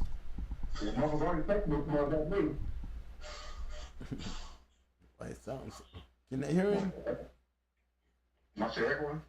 Yeah, you sound better now. Okay, I'll take on speakerphone. Yeah, that's better. That's a whole lot better. Go ahead, man. Thumbs up, guys, if y'all can hear him pretty good. Go ahead and say a couple words, Pat. I'm saying, look at this big ass bitch. I ain't never seen a bitch as big in my life. This motherfucking bitch like 70 pounds. Like a fucking greyhound and shit. For real. Is she tall? Man, this bitch so tall. I ain't never seen a bitch as big. But the transporter, the dude, the dog came from, the dog so malnutrition. She was crazy. This was like an 80-pound dog. I got her, she was 50 pounds. What lit her That's sad. See the red one, let's talk about it, though. She red boy? Yeah, the Jake Redbone shit. You know, I love the Baby Bingo shit. My favorite dog from my Baby's Bingo. Oh, Red 8. Oh, yeah, I remember Red 8. Mm-hmm. Yeah, I talked to Buck today, too. Buck said he got to reach out to you. Oh, yeah. Yeah, I tell you what, talk to him and shit. Well, okay, tell myself what's up, man. Get on here so a couple people can hate on him. And I hope he go to jail type shit. You know how these niggas do. They be hating on the man. Like, they don't support the nigga. Like, niggas go through that shit, the laws, niggas jump on niggas. Instead of, like, no, these niggas crazy, man. I say a lot about their character, though. They go off, they read on the internet and shit, and the news and shit, and send on the facts. Well, they can only go on what they read. You know how that media go. Yeah, you know shit. Even just going through your shit, you know the media can fuck shit up. You never go from the bad as possible. Oh yeah, I mean they don't tell the story the way it is. That's the truth. They took the dog the first time for 3 years. They're getting them tickets. I still be like, you ever? I still be like this. If I got a case, I still be like, you have a right to remain silent. Anything you say will and can be used against you. You know what I'm saying? They can keep the last one. The last one. But he got all the shit recorded on his porch, so they fucked up. Everything says live. They know nigga had cameras on his porch and shit. I told you them cameras play a big important part. They probably fucking me up on the chat right now. They probably like, fuck this, but he fucking Buck City. I'll probably be mad boy about Buck City, boy. Yeah, I'm trying to see with my kennel party right now from Oklahoma. Yeah. They'll never have no evidence. They just come fuck with motherfuckers hope they can build a case. Yeah, that's true. You got pit bulls, they on your ass. If they feel like you active. But a lot of people don't have to go to that because other people, I'm gonna keep that comment to myself. Yeah, these motherfuckers ain't doing shit. They ain't never did shit, they ain't never gonna do shit. But breathe some curves. You know here. I'm gonna say what Twin be saying when me and him on the phone together. Twin be talking shit. I'm trying to tell the Twin, calm down. You can't talk to people like this. It's going over their head. I don't think I'm going over their head because it's the proof is right there. The proof is. Yeah, listen, man. People, you smack that's the only way. To the left, they still go left. I guarantee you, everybody ain't going left. I got confidence in not everybody. You know, it's a real dog on that motherfucker. But 90% of the motherfuckers ain't doing shit. That's why. That's why I don't pick and choose who they are. I feed it to all of them. And it's out there for anybody to grab to use. And if they use it and be successful, then they use it to be successful. You give them the game, though. You give them too much game. You give them too much game now. The more game they have, the more competitive they'll be. You get a bunch of competitive people out there, boy, going into each other. You're going to have to... And they're going to get on the internet like it came from them. Yeah, come on. They ain't doing that shit, man. Well, what dogs we gonna talk about? I'm trying to talk about these niggas. Well, that's what you was coming in here to talk about, the dogs. Yeah. What dogs we talking about today? Well, you was talking about Ozzy and shit. Talk about your experience with Ozzy. My mentor, I love him. Ain't a better dog than an Ozzy dog. I stand on it. Okay, well, we want to hear you talk about him then. Yeah. You knew him. Yeah, hell yeah, I know him. I'm more than I slept on that man's couch. More than once. I can tell you how his whole yard was set up. That dog was the first dog you put in the main yard. But everybody got the Ozzy dogs now. They just breed them motherfuckers. That nigga turn over in his grave, man. Like, what the fuck is y'all doing? The nigga never inbred a dog, but everybody inbreeding them. If he was successful in inbreeding, why would y'all inbreed him? I mean, it's common sense. So he didn't like. Was it you saying he didn't like inbreeding or he didn't like line breeding? No, he loved line breeding. He never inbred. Go back and look at all his pedigree. He took home and bred home with the 4 different females, and then he started breeding puppies together. Line breeding down. Grandmother back to grandson type shit. Mm-hmm.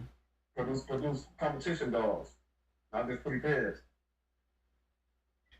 He don't get the credit he deserves either. 97%. 177 and 12, condition, handle, and bridge on shit. Who hasn't done that?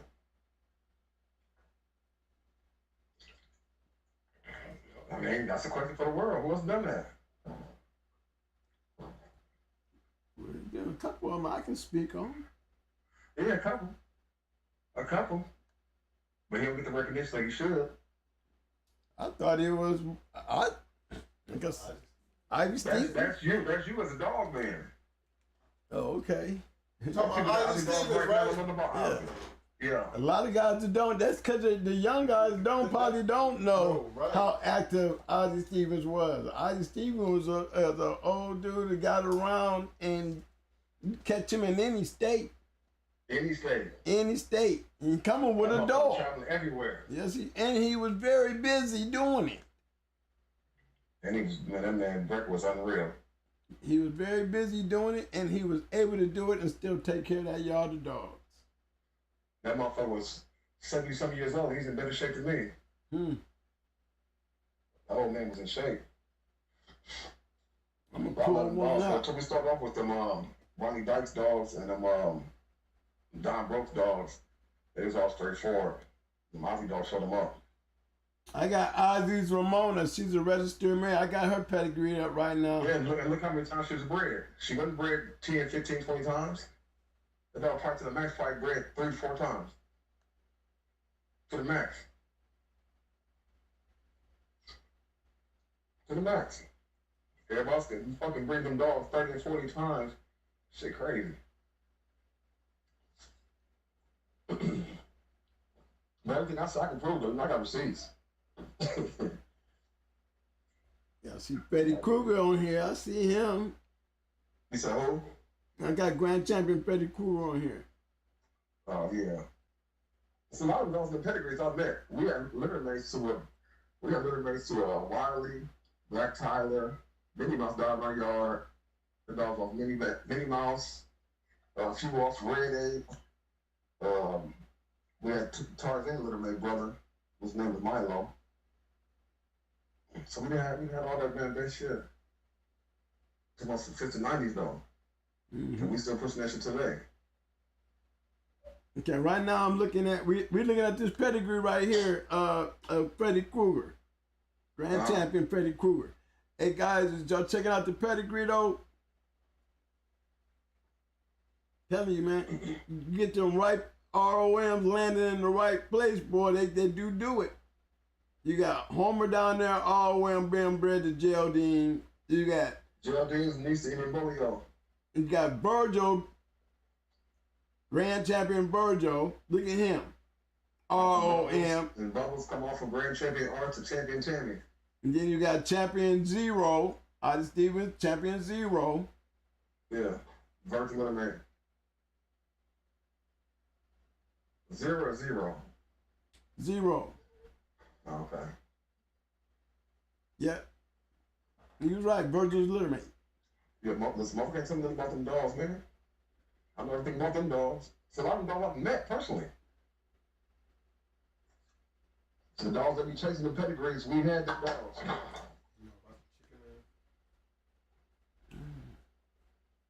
That was basic. Hey, but this dog was bred good though. Off of that troll dog. Castillo's troll bred that Ramona. Castillo's troll was all Aussie shit bred together. Yeah. Like all his lines. Off the coming down from the Snake Junior shit to the mainly most of Homer shit, but use the Snake Junior shit to out and Jumpin' Jack Flash through Grady and all that.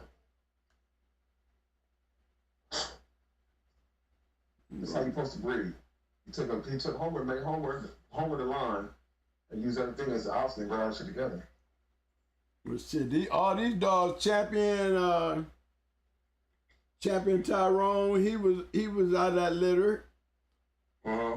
Champion Ozzy was out of that litter. They had a 2-time winner, One Eye Bucks. Yeah. Yeah, One Eye Bucks is a bad motherfucker. Yeah, One Eye Bucks is a bad motherfucker, and Brock. These dogs I met. You want this beer full? Here we go. Kennel probably having a couple colds. Got Red Ape up on the screen right now. Yeah, Monkey does. Man, that's a bad dog. Monkey don't know that dog stopped for champions. Took him 2 hours, but he got it done. I'm taking on Monkey Dust. You know, for 3/4 red boy, quarter red boy Jocko, quarter Jocko. Yeah, Monkey Dust and Amber's mother was litter mates. Yeah, remember you told me that? Yeah. I'm just gonna take him on. I like them baby dogs. Take him on a quick ride, show him that. Y'all can go out there about Ozzy, man. That's That Gypsy. man's real motherfucker. Real dog, man. Not this shit they got going on now. That's Monkey Dust and Gypsy. Gypsy bred to wrangle and produce Amber, Brat's grandma. Mm-hmm. That's a red boy dog right there. Bred to Wrangler. Red boy. They come up with this big, I like this shit. The other shit, I can tell that's not. You look at Red 8. You got Red 8 shit pull up and hit his siblings and look at Hunter Red and Deacon and them. See how many times this bred, look how many times Red 8 was bred. I think Red 8 had like 34 offsprings. The rest of them got like 400 offsprings. But they produce everything they produce. And still produce what Ruby Hall got him. Bred into the Irish Jerry shit and the old Kingfish shit. You got Work Kennels. Anything. Got Work Kennels Bear, Champion Bear. You got the original Quip Boys Irish Rebel, Champion Rebel. Let's see, you got David, a POR. You got Champion Sugar Boy. That's coming off the Irish Jerry and what's the name shit? Over Red 8. All these over Red 8, yeah. Yeah, what's Ruby Hall had him down in Tennessee. Right into that old Kingfish shit and Irish Jerry shit. They got one called, I think he's a champion called like a 8 shit.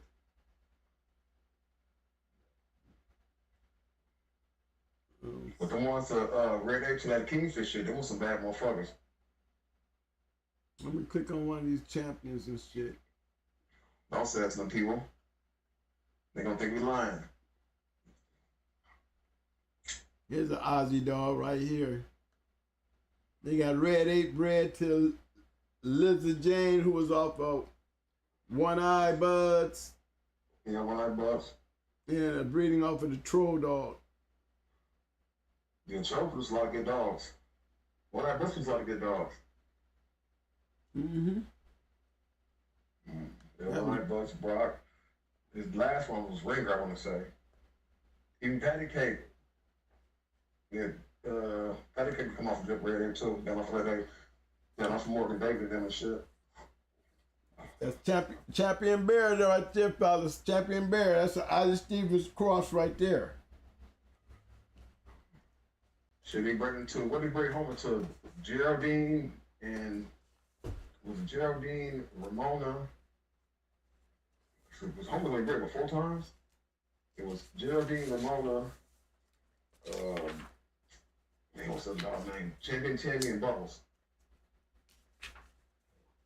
Bubbles' Virgil Mama, which is Tammy's daughter, off of Grand Champion Art and Tammy.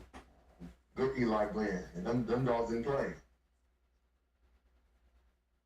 So why Virgil was so fucked up? So there was like 4 champions in Virgil litter. He's the last one turned on. Wow. Yeah, Virgil's the last one turned on. But he was the best on the litter.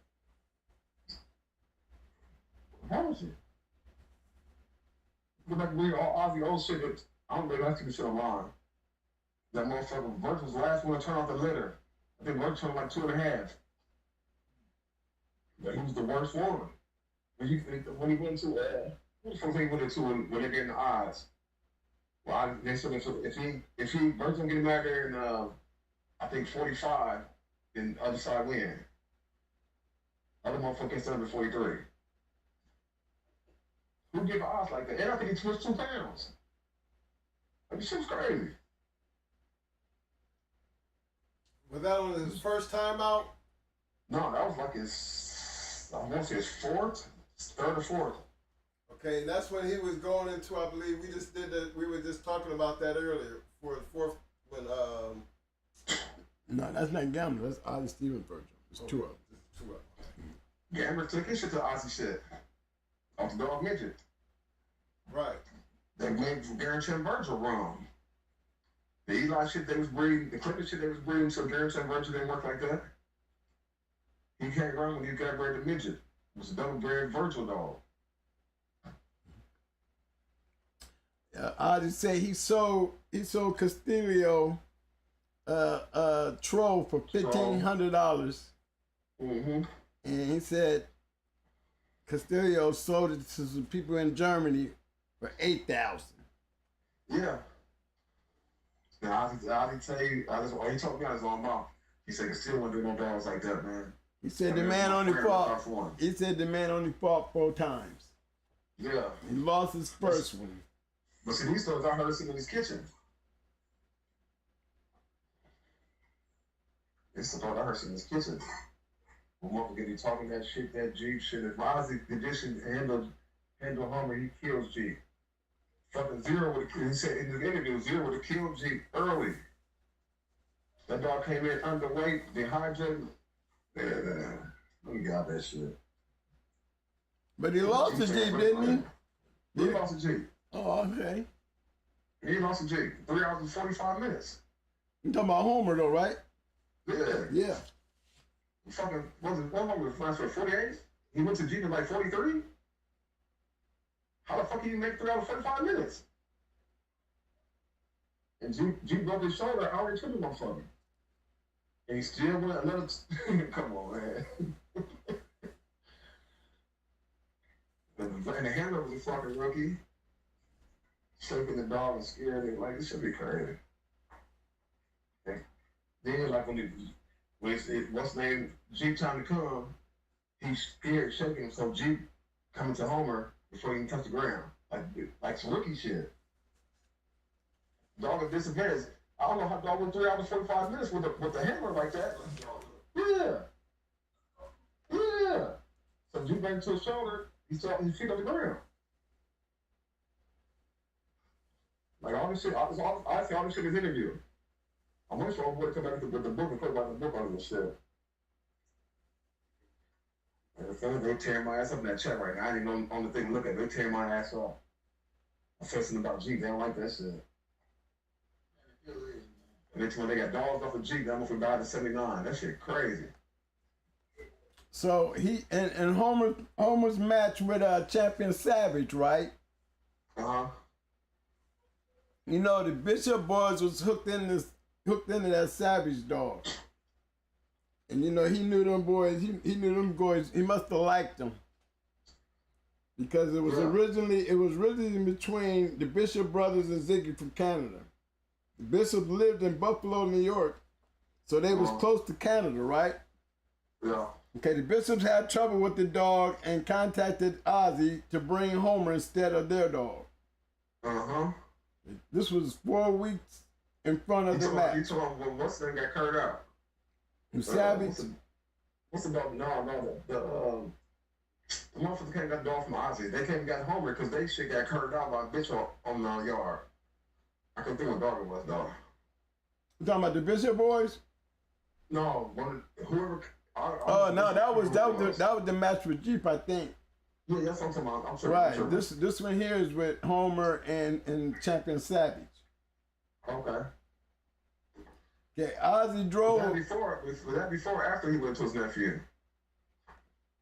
I think that was Homer's. This would be Homer's second.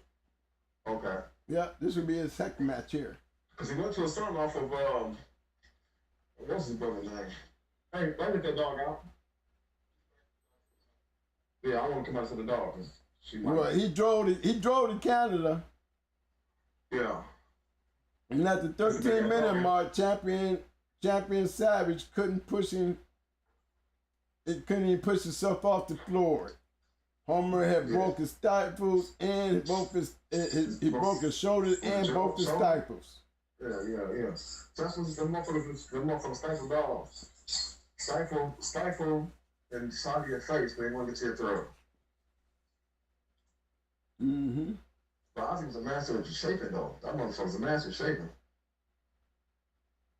And that motherfucker was bad motherfucker shaping. So I tried to celebrate that I could from him. Wish I could talk to him like me. You go on the phone and talk 4 or 5 hours. Man, I did the same thing. That's how I'm calling to pick your brain. And you be like, no, I'm trying to pick your brain. That's the same shit with Ozzy. Well, shit. But I know this shit from my pops though. I ain't gonna, me and him don't get along, but I'm still gonna give the niggas credit. One thing I wanna know about an Aussie dog. So he's like, you twin, he's on some bullshit. He's fucking, we got the dogs, we going, we don't give a fuck. This motherfucker don't make it, we buy another one. Yeah, that's how it go though. Yeah, that was, no, we had to, we made so many mistakes back then, homie. We made so many mistakes. We made so many mistakes. We could have, the same dog, we had Ozzy litter mates all his winners. We could do the same breeds he was doing. We wasn't breeding no dog. We didn't give a fuck breeding no fucking dog. We going. Fuck breeding them motherfuckers. We probably had we probably had 3-4 dogs off of troll. Like I told you, all this damn weird shit, we had litter mates for the motherfuckers. And bitches and all, we could do the same breeds he was doing. Well, we thinking, fuck it. We ain't waiting. If you go read school teacher book, not school boy, school teacher. He talked about my pops in his book. How we went down there, he whipped us, and then we went back and punished him with the Aussie dogs. So he went about Aussie dogs. But he had the chef shit already. And the chef shit was no push on shit. The chef shit do everything. The chef dogs wasn't playing. I probably chef dog, you know what I'm talking about, school teacher in Missouri? Mm. Man, he gave my dad props in the book. He did a lot of lying in the book too, but he gave him for his props in the book. He did a lot of lying. And I fuck with Rick. He said that he would have bought dogs from Ozzy. The man bought the dogs from us, because my dad's gonna run from feds. I would pick dogs up from Ozzy, so how he bought from Ozzy. It was Brazier and Payday, both of them champions. He made both of them champions. I give him that. But he lied how he got the motherfuckers. That motherfucker stunning.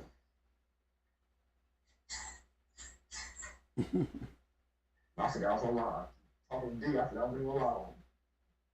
Yeah, give that man his credit, but they get that book, school teacher book. I'm still gonna promote this shit. That's what real dog men do. We call each other on our shit, but we still have a lot of respect. Not this new shit. This new shit that everybody hate on everybody. It don't matter if somebody succeed. It's crabs in a bucket type shit. Like we go out and lose, man. You get back up, dust yourself off, and come back at a motherfucker. First person to answer, I ain't gonna say that. I ain't gonna say that. Bro. This new shit is weird, man. Did you know who Jeep was supposed to fight? I can't remember the dog's name, but he got curved out in the yard by this. It's all public record. Yeah, he got curved out. He actually got curved out. The motherfucker said he came back, the bitch was on the chain still, the male was running around up under the house. Mm-hmm. That's curved out. Because ain't no motherfucking way he should have still been doing this thing. Well, actually, what happened was Was it Angus? It was Angus. He got off the chain. Yeah, it was Angus. He had been battling with a dog. No, he had been battling with a dog. When he got home, Angus came up to him off the chain, dragging a chain. Right. So he's wondering why Angus still ain't in battle. He goes back there to the dog with Angus. The dog is jumping in the air like he's still trying to get busy. It was a female. So no, it wasn't. It was he took the dog. He took Angus up to the dog that he jumped on while he was gone. Right. Angus didn't want to have no part of that dog. Yeah, I'm telling you, it was a female. Listen to what he did. Okay. He said the dog didn't. He said Angus didn't budge. He didn't want no part of that dog. So he took Angus and threw Angus over there on Jude. That's right. You right. You sure right, twin. You sure right. You threw that motherfucker over there. You sure right. I would, but you better than me. I would. What's the dog? You know, and you didn't. And after that, you know that you never heard another word about Angus either, did you? No, hell no. You know how many dogs I seen Ozzy get rid of? But he was trying to, he actually was doing them a favor because Stimson didn't want to lose that $10,000 lockup. Yeah. Yeah. But hey, man, I don't know, man. I me personally, my dog is that caliber, I can listen to nobody. But as you know, the man love the sport though. He listen to motherfucker that caliber dog. I just say, can you believe I had to pay $50 to go in and see my own dog go? Yeah. I would have been at the gate talking about ain't nothing happening until I get up in this motherfucker. That's what I've been saying. I ain't paying shit. Y'all better call them. I heard about you and your brother. Y'all started brawling in the parking lot. Don't be us starting it now. I don't know. No, we I heard a couple stories from reliable motherfuckers. the man Marine got a problem. Who that motherfucker staying? That motherfucker 40, that motherfucker staying. We outside. Man, it's all in the game. Yeah, man. I love the sport. I love the sport. I love the dogs, man. I see a lot of fuck shit. Niggas stealing dogs, niggas setting niggas up like that. I don't like that shit. I'm telling you, it wasn't happening as bad as it is now. Right now, it's a all out assault on the game itself. I'm gonna find me another pedigree out here while we over here playing in Ozzy's yard. Yeah.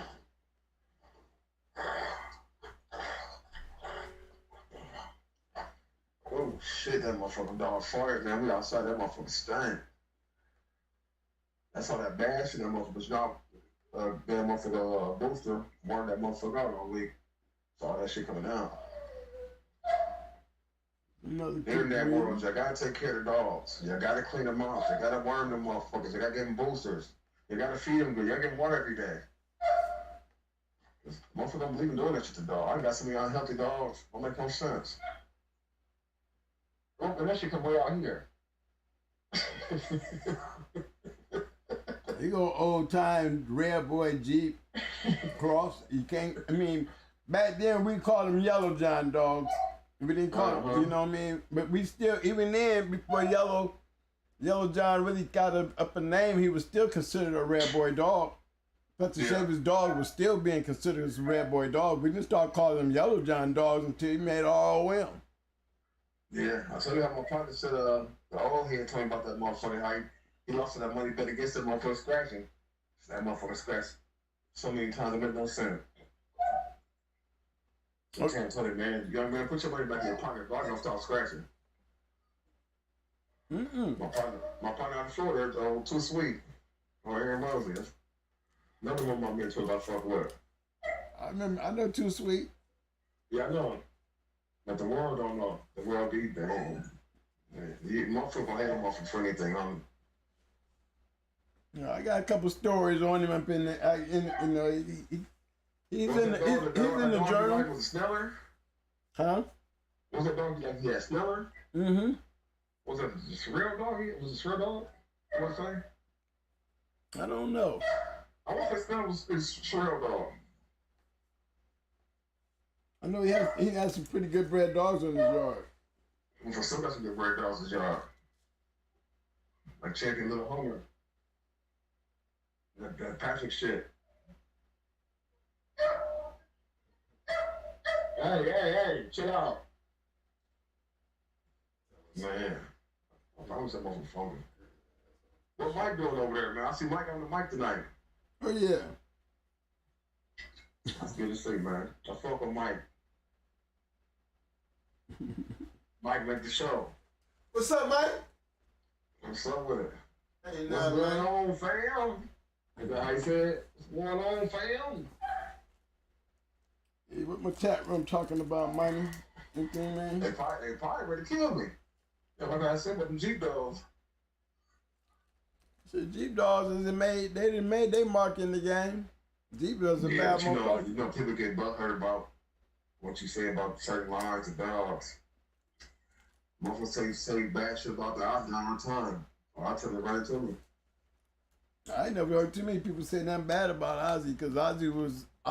No, I'm talking about the dogs. You know, everybody think it's an Ozzy dog. He get the backlash too.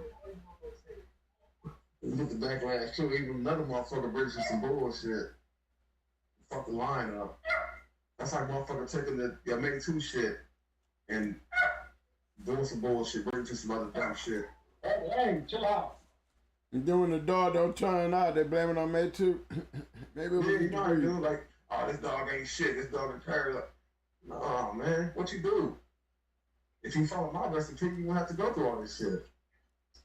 When you took the motherfucker, what's that, bring it back to Mayday, I bet motherfuckers got your motherfucking dogs, and they bring that shit to some Jeep shit, some whack-a-mole shit, everything besides your plan, your pedigree, what you did. Like, you gotta take your dogs back to what's in them.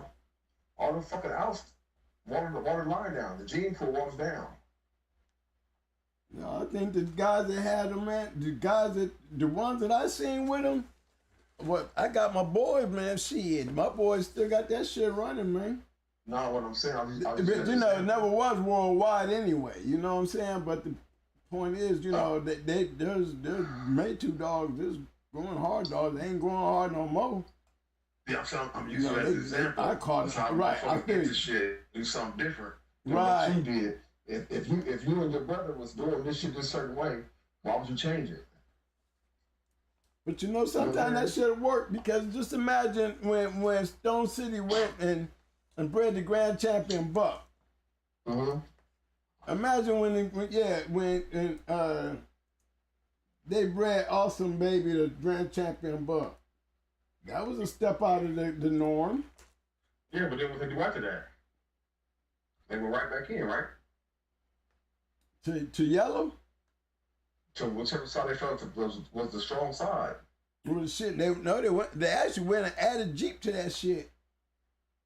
Oh yeah, I couldn't do it. Yeah, they added some Jeep to that. I mean, Stone City had a lot of. They was really just Patrick yellow dogs, but it was the cross that made it work. Just like, you know, it seemed to work when they bred it to Mayday, because it was still yellow. It was still Patrick dog. But after you breed a dog for so tight for so long, you got to go out. Yeah. You got to go out. It's wise to go out. Line, Stone City went right back to the buck shit. I'm pretty sure of that. Them dogs still going to this day. It's like my partner in verse 9, he gonna make a buck to the day he died. And he got a piece of Jeep in his shit. And he hate Jeep dogs. This is Ruckus right here, y'all. He got this dog from Pat Patrick.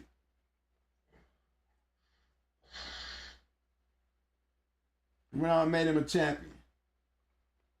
You said Ruckus? Yeah. Oh, okay. Radish is here. This shit crazy. These fucking dogs. Why you need to bring a dog outside the dogs? You bark like that. You can't put him back in the chain, so he's gonna bark. He don't want to be outside.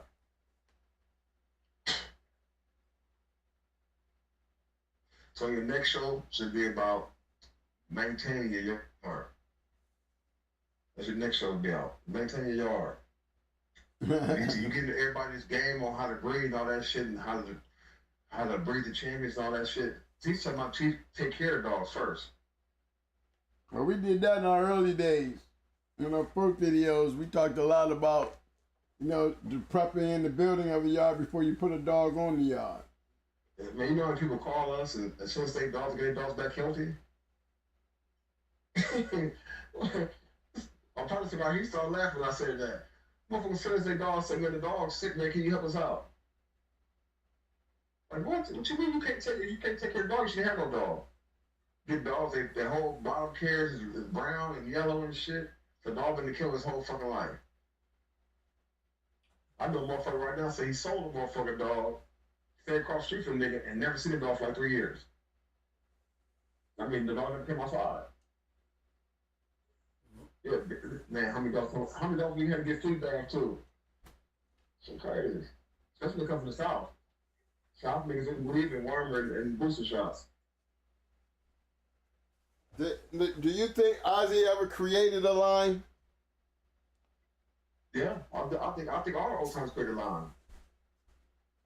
Yeah, because Greenwood had the same dogs, but Greenwood bred shit different.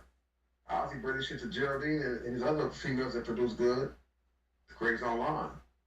Then he had the Great Ape in that shit, the Snake Dream in that shit, the fucking Grand Champion Art in that shit. So he created his own line. Because the people think creating your own line is having your name and a pedigree for the first 4 generations. But dogs don't do shit. Ozzy created his own line, just like all the rest of the other dog men, great dog men. They took them lines, they crossed them with their shit. Excuse me. They crossed them with their shit, and made their line off the dogs that's winning and competing and shit. Now they saw for having your name and a pedigree. I'm gonna give y'all a little short tale on this Ruckus dog. You know, Ozzy got it from Pat Patrick. In one of his matches, he went into a guy that who had bought a dog from Maurice Carver. This dog had already beat a champion down in Tennessee. He beat some other. How old that dog was, though? Huh? Tell me how old that dog was. Who? Ruckus. It doesn't say how old he was. That man was 15 months. He was 15 months?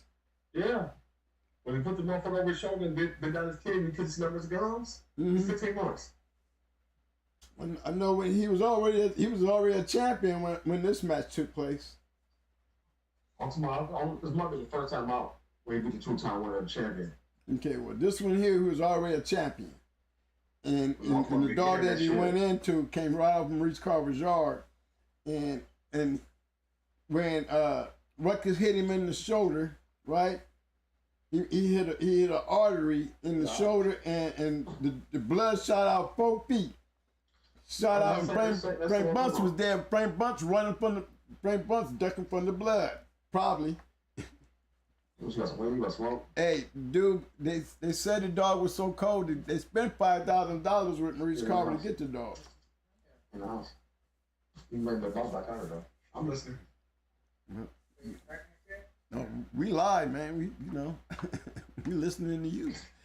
Yeah, my lady pulled up. Oh, okay. We just said, you hear me, but we hear you too. She said you cracked my bottle. She hating. Ain't no long damn work. She'll do no work. Well, hey, hey man, we're gonna go ahead and let you back to your family, man, so you can go ahead and finish your night out. I'm gonna jump off into this thing. Just call when you get off this motherfucker. I'll tell you about some other shit. Oh, okay. That sounds like a winner, man. Hey, fellas. Hey, send a shout out to the chat, man. Send a shout out to the chat. Okay. Fam. All right, fellas. Thank you for coming through, bro. Yeah. That's crazy, man.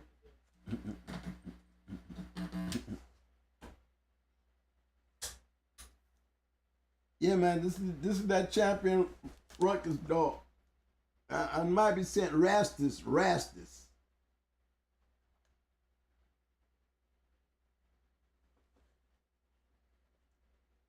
Anyway, the dude had a chance to get his dog out of there and just kept on betting money on the dog. And then when old boy finishes him off, because after he hit that bleeder, you know what happens when you hit that bleeder? And then he went on down there, he laid on down, and then he went into his throat. They still didn't want to pick up. Steady betting, thinking it was going to be a comeback somewhere along the line. And by the time the show was over, y'all, the dude was dead broke. He goes to Ozzy and he asks Ozzy, he tells Ozzy he don't have no money to even get home now.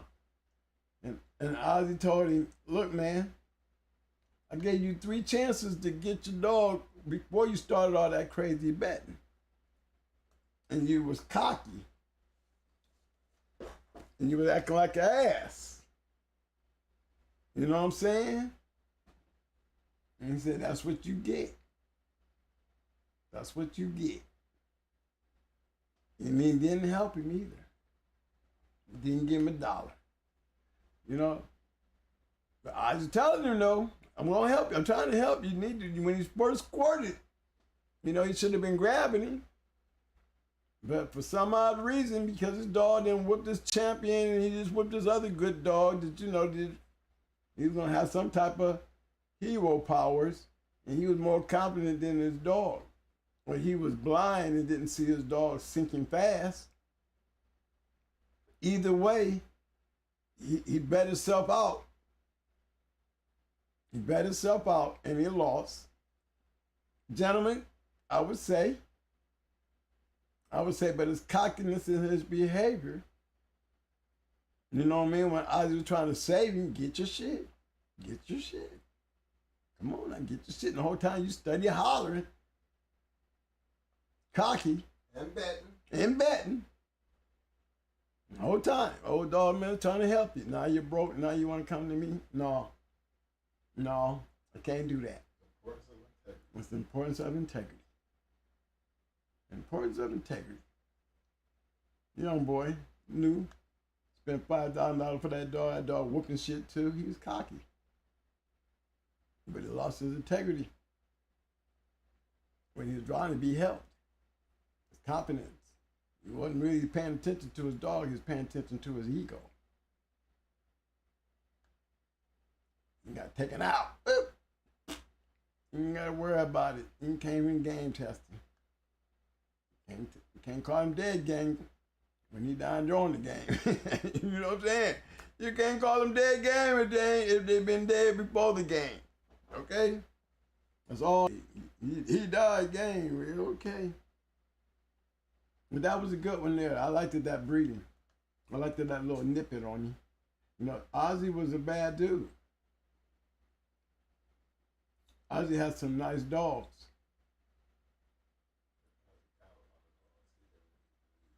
No, he didn't really breed. I mean, Ozzy was a dog. He was a hunter. That's just bottom line. I mean, you can catch Ozzy anywhere. That's a bullshit you not. The opportunity you can see Ozzy, he'll pop up 2 and 3 dogs.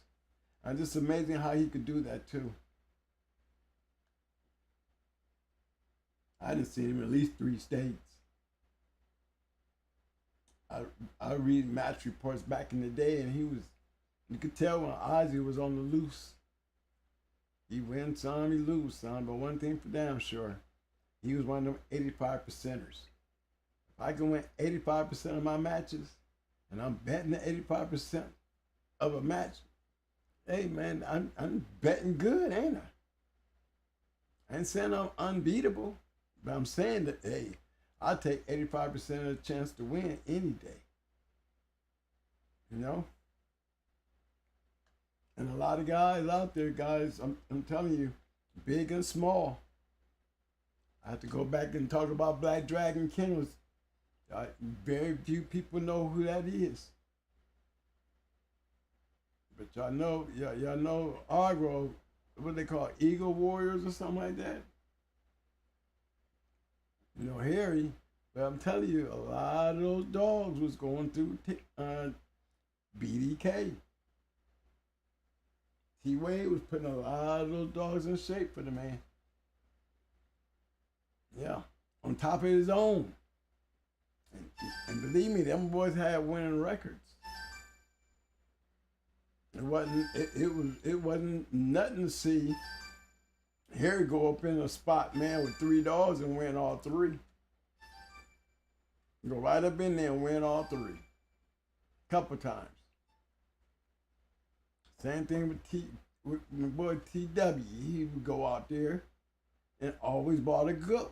And the thing about when I say good, they ain't gonna bring no good. They gonna bring a fast lane. If you ain't up on that par, they gonna run through you. They're gonna run through you because the level of dogs that they consider, you know, usable in their eyes, like usable in my eyes, is like when you constantly putting good on good, you're gonna get better because the good can't beat the better. And I want to see the good lose to the better free on my yard. That gives me a chance to take the better and not just the good. So I always put my good dogs on each other because in them dogs, there's a better dog. And that's the dog I'm trying to get to. Not taking nothing away from the ones that go down. It's just that once you go down, call it was you was on a better dog.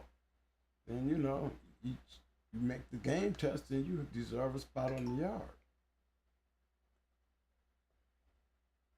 But the matchdogs is always going to be preferred over any game tested dog on the yard for me. Might have was on a good dog, might have was on a great dog. But what do you think was going to happen out there in the real world? Any one of them, at any time, you can run into that. You know what I'm saying? So let's keep that thought in mind, okay, guys? The guys like Ozzy, true dog man. And he was definitely one of those, too, to believe in, you know, stress and recovery. Because he had a lot of fast lane dogs. I mean, you know, I think his eye was focused. You know, what we know called fast lane is probably normal in his mind and seeing what he expects to see and nothing less. See, that's where, you know, the level of greatness coming in. You know, that's when you start realizing that, you know, your good dogs are not beating the better dogs, or you're starting to see better dogs because the better dogs are beating good dogs. And that's giving you always that chance to really go out there in the real world and test that philosophy and thought in your work. And that's what I liked about all the guys I was around. All of them tested their work. Everything they did at home, they took to the game day and they tested it. Exact same thing I did. Exact same thing I believe in. You know? And I can honestly say with all of them, and I can't find the flaws in not one of them. Y'all know all the names. There's very little weakness in those dogs. You know? I look at Fat Bill, and Fat Bill is another guy that I'd be looking at you. You know, I'd be looking at y'all sometime and be like, man, y'all really don't know Fat Bill. I mean, I just don't understand what part about him. You know, he got his ways, but man, I don't know his ways. I just know him as a dog man. And he ain't never shied from shit. That's what I know. Some of your greater, better matches, you know, this part of history, he was a part of. Win or lose, the point is, he was a part of it. He made shit happen. He didn't give a damn either. You don't champions is nothing to him. He's one of those competitors. Big part of the carrying of the game when he came out with his magazine. I'm telling y'all, man, I just don't, you know, when he comes in my room, he's like, you know, like all my other big brothers. I mean, for real. These are guys, man, that, you know, these are idols. They are. I see them as idols to me because what they done. I admire their work. I admire the gut of a dog man, competitiveness. They ain't scared to put the best on the best, and let's see who has got the best. It always didn't work out that way. But the fact is, the only way you're going to never, ever know is to get to know. And one damn thing for damn sure, he was not afraid to get to know. We would have never had the great shows that he did have, win or lose. You know what I'm saying? That's what I admire about him. And it just seems like sometimes it's like he's funny, but, you know, I look at Fat Bill as a legend. Literally.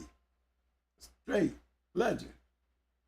I mean, we give Tom Gardner his shit, but the impact to what Bill did to the game and gave that outlet other than the journal that really made a big impact. Even to this day, y'all wouldn't be running around with these PORs and get y'all way in. He actually made it a little harder than the journal to become recognized champions and grand champions. You know, you got to go into a champion at least one time to be a grand champion. So come on. You know what I mean? You know, maybe he's not a dog man anymore as far as, you know, what he was meant to the game back then. We all didn't retire, but it's nice to talk about. I'm talking about it. Because I don't want to see it sink away and people forget how important he was to the game. I don't think the man gets enough credit. It really don't. Not to me. Maybe, I don't know why, but I just don't understand why. I mean, I look at Fat Bill the dog, man. I don't see no other Fat Bill. Yeah, I love his book. You know what I mean? He's got some real good shit in his book. You know, he really don't talk much about his great shows and of yesteryear, but I'm going to keep on bringing them out. I'm going to keep on pointing them out, the winners and the losers. And show you even in a loss, look what he losing to and look at who he going into. Shit that the average one of you boys wouldn't fuck with. Or they be 7 and 8 time winners. You see what I'm saying? So, man, my salute go out to every great dog, man, that I can actually speak on, man, that actually been on here. There's been some good ones, some great ones. And I look at all them guys and them pedigrees, and then I look out here at y'all and y'all shit, you know what I mean? And it'd be like promising. But we also have to look at what's going on. You know, and how far can we go out here? You know what I mean? We can't go too far out here. Everything that we have to talk about is right where we got it. All part of historical past. So when we start speaking of the future and what's look for the future, the only way we're going to know that future won't be on a podcast. It can't be on a podcast because there's no future in a podcast in a game dog. There's only history. There can only ever be history. And that's what we must contain and maintain, the history of the dogs. Right? Anybody agree with that shit? Chat room, y'all can help me out here. Y'all got anything to say about that? You know what I mean, fellas? Because we heard the MILLMAKER say it. You heard him. He said the same thing I said a couple of days ago about that fourth generation. All that great shit. And as you get down there closer to that first generation, they just been pissing all on it, watering it down, taking all the spank out of that fourth when they should have been continuing to carry it forward and not just breeding off of it, but carrying it forward. You know, again, I can sit there and say again, you know, everybody don't want to ever talk about the Mayday dogs, but I can say it's not even the Mayday dog to me. I say it's the yellow and the yellow John dogs. Because if it don't be for yellow John, we wouldn't have yellow. Throw that Jocko shit in there and it changed the game. Just like the Mayday to Stone City changed the game. You know, so many other crosses. Red Boy to Jeep changed the game. You know what I mean? These are crosses that were this, you know, historically, and we're not talking about this one kind of dog. We're talking about a group of these lines of dogs have done that. It's like they took it, they saw it, and they just picked up where somebody else was.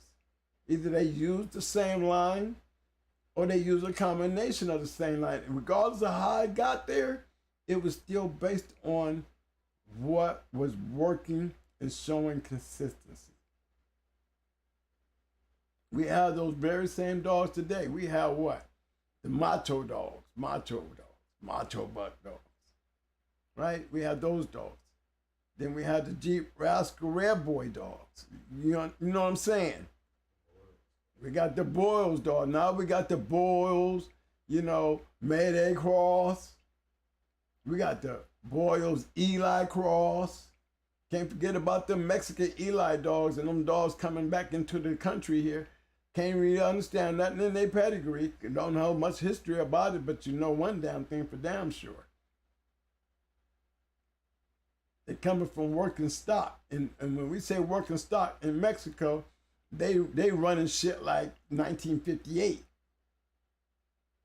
Imagine that. When they was having 5 and 6 time, 7 time winners. Yeah, that's what Mexico doing. That's what them import countries is doing. Is importing those great animals back into our country. They saving us. It hasn't really come to a rouse where, I gotta import Jeep. You know what I mean? Import something to hit the game like a Jeep. You know what I mean? Where, that's what I'm talking about. A producing dog like Jeep coming from out of the country. Might have some of our American dogs in it. But here we got a dog coming in here like Jeep making a difference. Or like Mayday, who just changed the game. You know what I'm saying? Or like Tab. So many of those kind of dogs, when they started crossing that Jeep Red Boy, now everybody's crossing it and everybody was being successful with it. We don't give honor to Red Boy, we give honor to the cross. The crosses.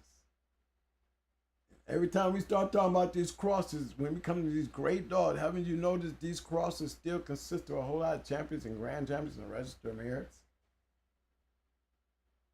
It's not like you got just one champion in the 4th generation, and then you go way over here to the 1st, and then you got one the dog in the 1st generation is a champion. That means everybody in between get that one champion. Is that a line you want to build from? I'm just asking. Because that's what I'm talking about. We ain't seen none of those on the screen. We haven't seen that yet. We have not seen that yet. And we're not like this picking shit just to be like, picking certain. You know how we doing this. We doing this straight up live. Y'all see what's going on. You know what I mean? If we can find it, we'll pull it up and we're going to use it, right? But we just go on the swole. Even you guys will be putting your own pedigrees up. Y'all be seeing it. I hope it's teaching y'all for real. While you glazing into your papers, you need to glaze a little closer and just put your mind frame in some of them shows that we read and talked about and put the mentality into what would it be like for something I breed. It's only a story. And that's how we should always carry it. The game is always going to be a story. And as long as we live it by the disclaimer, we'll always have a story to tell. We just don't have nowhere to tell it. You know what I'm saying? We can't tell no stories on no podcast. Imagine me sitting here telling y'all some stories of some matches like we do pointing out on the journal. How long y'all think that shit really gonna last before they start trying to say, hey y'all, where's the historical book that you can do that at? You ain't got no historical history. You just talking. Yeah, true. But what's the purpose of talking about it if you don't have a background or a historical fact? We know that's one thing. It's all a historical fact. We don't have that. And what's going to happen if we continue not having it is the problem. We can't keep jumping on Facebook. No, you can't. You can't keep jumping in these rooms, in these groups. You know what I'm saying? Oh, this emotion and an upraising when in some of these group rooms is totally crazy. You can't post and buck and stand up for your kennel on Facebook or in a group chat or on a comment. It don't work like that. That's not living within the disclaimer. And you know, the slightest stupid remark will get that whole disclaimer in trouble. Not because you said it on Facebook. It's the fact that they took it like you meant it on Facebook. When you take it like you meant it, then they're gonna come and see. So guys, you gotta be careful. You know, we don't have that area to do that where it's safe. And out here it's just not safe. You know, and it's just the bottom line. There is ways that we can fix this where we can be safe. And it's got to go back to being safe. I want to read pedigrees of great dogs. I don't know when this dog became great, how it became great, but I want to read about it. You know what I'm saying? I don't want to keep going back 20 and 30 years. You know what I'm saying? I want to go back 40 and 50 years. I want to go back 60 and 70 years, if you know what I'm saying. These are all shows. We don't know when and where or whatever. You know what I mean? But I want to have it in our own fraternity, not for everybody to sit back and, you know, still can't do it on here. You know, that's why we need to just come together. Like I was saying before, you know, we all, as we grow through this thing, you know what I mean? And like I said, I'm going to be doing a lot more, you know, going through using the journal and showing you these dogs in there, and, you know, I don't know, everybody don't get the journal. Everybody don't have access to the journal. So I'm going to share a lot of these journals with you guys that I got. It's going to be a very big part of it because it's going to end up showing you guys what, I'll take that book away after me showing you so much of what's in them and the history of what's there. Now we're not just talking about what we only read on Peds Online. Let's get down into the grit of some of this shit and explore it and put ourselves into these stories. Feel that passion and the way these things work out. Some of them be good stories. Let's go in and dive a little deeper into some of these books that, you know, were given to me. There's good things in there. You know, there's good things in there coming out of there from y'all. Y'all got stories. You know what I mean? Y'all got mentors. You know, they're only stories. Don't be afraid to tell your story. If you know the disclaimer and you're living by the disclaimer, then there's no reason to be worried. No reason to be scared. Let's enjoy this shit because you see, I walk the line, I talk the line, I am the line. You know what I'm saying? I'm going to walk that mug all the way to the edge because we're not doing and saying anything wrong here, guys. So I'm going to express it like I feel it. And the only way we're going to get it there is that everybody got to understand how to do this. You got to do this. You know? I'm going to go back and I'll tell you who I want to bring on next, y'all. You know what I want to see?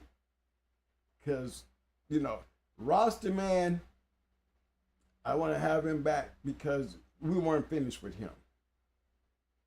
Mr. Garcia, I need you back because I don't know how to explain genetics. You know, my thing was I worked on was I know how to follow direction and I could see a pattern. And if that pattern looked like it's making sense to me, then I'm going to use that pattern to solve a lot of problems. You know, you did it in genetics and understanding, and I like the way you talk it. And I need to get you in here to get a little more in depth, you know, because I think it's very important to get more in depth because you do it in a way that, you know, me, I couldn't do it because I don't know nothing about, but you know, the dog game. You know, you sound like you can breed game dogs without being game. You know what I mean? You work by genetic and use it in other ways and teach it in other ways that, you know, we can get the same process understanding the progress. And I like that. And I need him back here, guys, to really get that point across, because I see a lot of these pedigrees and understand them. But I also see a lot of pedigrees that, you know, they're sitting there in that fourth and they're getting watered down by the time they get to the first. And there's too much fourth there, but they don't understand by the time you breed that number one dog that you know, this Joe, here we go, that fourth drops off. Just like it dropped off, that's what, and this is what you got left. If it does not look like the fourth, then you're not there. I'm telling you, you're not there. Don't let that happen. It's called kennel blind. It's called kennel blind. You then got caught up in the words and not the understanding of what the purpose of those words meant. Don't mean nothing unless you got the product to face and place with those words. Can't be famous if you're nameless. You know what I mean? It ain't about being famous and be named. It's about being famous and still can be with a name. You're going to be famous if you're going to have a great dog to go down in history. I mean, I'm pretty sure. You know, how do you think we still talking about Jeep and Ozzy and all these other people? You really think they would have wanted their names blasted all over the internet now? Yeah, I'm pretty sure they do. They're done. Now we can get them the respect that's due to them. You know, like I get the respect that's due to me. You know, I didn't think it was due, but shit, I'm going to take it like I give it. I'm going to accept it like that. So that's why I'm going to spread right back to make damn sure y'all understand y'all dealing it and giving it to the right person. You know, and I'm feeling all that, even with y'all and y'all pedigrees. You know what I'm saying? Everybody plays in a disclaimer in this room. That's why I like the Shark Tank, because everybody looks out for everybody. But we all got the point.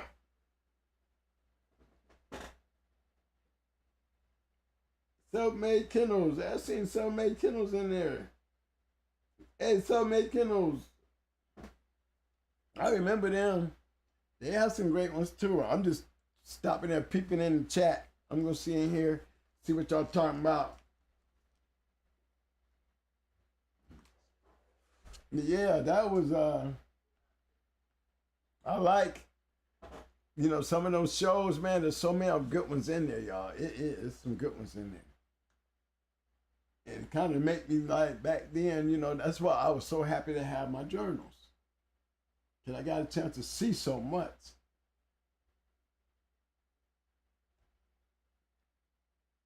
You know, you get around and be like, oh, he can make on the hill. Oh, let me make some phone calls.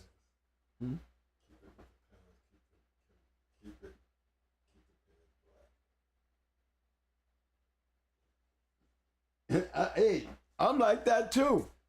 You know, I'm gonna tell you something. Who's gonna say it? Amy James said, keep the pairs black. I am total agreement with Hemi if I'm gonna keep with the times. But I don't see the purpose of keeping them black on pairs online when you got damn near millions of pedigrees that you do have dates on. You know, we have my dogs with 2022. You know, it doesn't really make a difference to me whether you do, if you did. You know what I mean? It's the kennel names that makes the difference. If I'm going to be throwing my kennel name up there, you know, and leaving all the dogs black, what's the purpose when ain't nobody going to be looking at them anyway? Who's going to know who's what? You know, it just becomes a database for you. Because, I mean, me, myself, I would, unless I knew you personally, and I've seen a lot of black, it would not interest me, even though you somebody, how am I supposed to know that these are winners? You know, how do we know it's even worth looking into because they're winners? That's the point of this. Don't make no sense why you even put it out there if you got to go that far. Just don't. Gotta go that far, don't put them out there at all. Because it's like doing the same thing by putting them out there. It's just not gonna make a difference to only those who know. And it's not gonna be that many who know if you don't have a network. You know what I mean? So I understand what you're saying, Mr. Henry James. You know what I mean? But I hope you understand what I'm saying, you know? Not taking it like that, but just, you know, look at the big picture about that. You know, because we don't have nowhere else to go. You know, it's how we gonna keep everything in black and then we running around lost. They will be running around lost. You know what I mean? Because then anybody can get ripped off. You know, more lies to be told easily. Yeah, my dog is in black. Yeah, because I don't want nobody to know my business. But yeah, he a full-timer. Okay. But ain't that the same kind of shit that Beeline did and got away with it for a long time? And every once in a while drop one down and make it look like it was all legit? And that happened during the time that, you know, everybody was on fire. But because everybody was on light, you know, firing all the time, yeah, it was eventually was going to get exposed because we're going to knock on your door. You keep hanging out here, and you're going to get those knocks. And that's what happens. You stay at home too damn much. You enjoy that life, but guess what? Sooner or later, you're going to get that knock. That's how this game goes. But we had a network to follow. That's how we were able to get them knocked off. You know, that's why Ozzy traveled, we traveled, and a lot of dog men traveled. Because the competitiveness was that hunger. We wanted to go wherever it asked to be. So that's what you want to continue doing into you know, the mindset of what they were doing. You got to understand why they kept doing it. They weren't looking for easy ways. They were looking for every way, basically. And when you take that out of the agenda, with no basis or nothing, no networking, no nothing to read, nothing. We have nothing. You know? Nothing. Only big stories we hear is about the flops. That's it. We don't hear nothing about the greats. We just hear something about the flops. And so we have nothing. And it's going to make it easier for a lot of money-hungry guys to load up and do the same thing they doing with them Frenchie dogs. Or them little bulldogs. You know what I'm saying? Turn the game dogs into a money thing. It ain't got nothing to do with the breed no more. You know, more paper breed than anything. You know, and how you gonna tell the difference? How do you know the difference?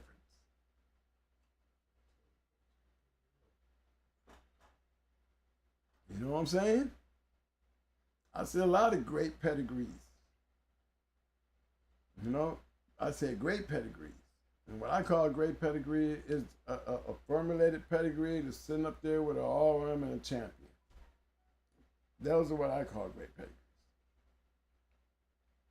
Good pedigrees are good pedigrees of dogs that have been maintained.